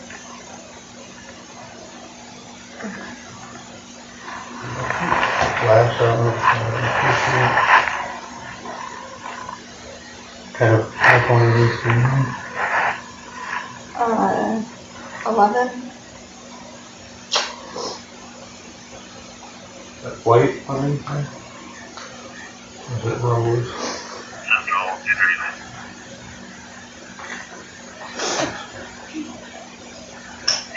Did you wipe this for as we pulled in? No. I didn't do anything. You sure you don't have to reset this? No. Did this have service? No.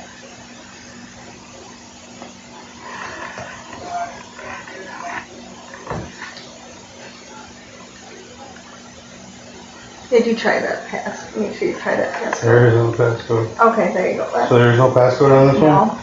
There must not be.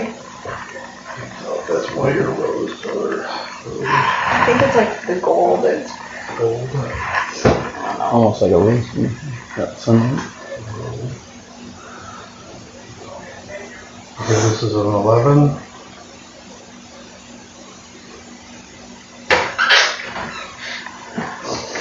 Okay, they're getting their stuff around and they're gonna head north. All right. They're in Waterford, so. I don't want to go with them. Well, your mom's on their way. So I told her I'd talk to them face to face. They don't want. And Kendra, you guys need some time to process and be apart, but you have to be with somebody that you're safe with, because it's not fair. I don't. And I hope not, but I've seen people with less going on have those thoughts, right? So I can't live with myself, and I certainly can't live with these two if you did hurt yourself, right? Like I can't do that. I can't be her. And I would hope not, but you would be surprised with the trauma that people go through. Today, like I need to stay with her. We gotta get some time apart. I think that's probably I do something stupid or you do something stupid, we're both in trouble and then she's gonna go away. Okay? We gotta work through this. We just gotta be separated for a little while. I tell people, when you're on the ground, the only place to look is up, right? And that's where we're at. We're on the ground. We look up and we step up, we dust off and we start. Like, I'm not saying this is the end of your world, because it's not. So let's get started, looking up and moving forward again. But there's a lot to swallow here, so.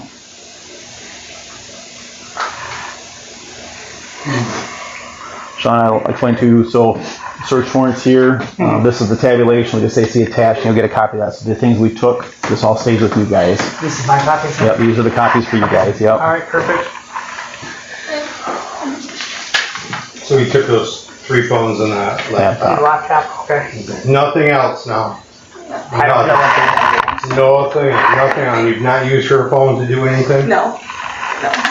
Honestly. I Because I've swear. already asked this once, and obviously I was lied to, so. No, I promise. It's just. Sean, anything else we can do for you? I know. Kendra? a big drink. I know. So Kendra, I'm not mad at you.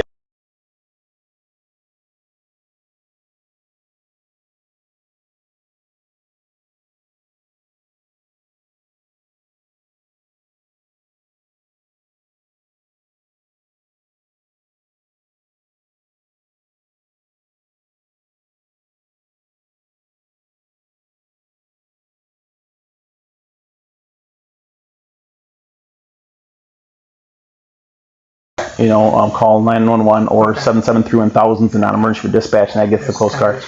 They have a crisis intervention team that if you want to talk to somebody, even if it's after hours, we'll make that happen too, that you can talk right to CMH's crisis intervention team. And I just want that part to be healthy, right? That we have to have that to move forward on everything. So, all right. Okay. All right. Thank you. Thanks, Mike.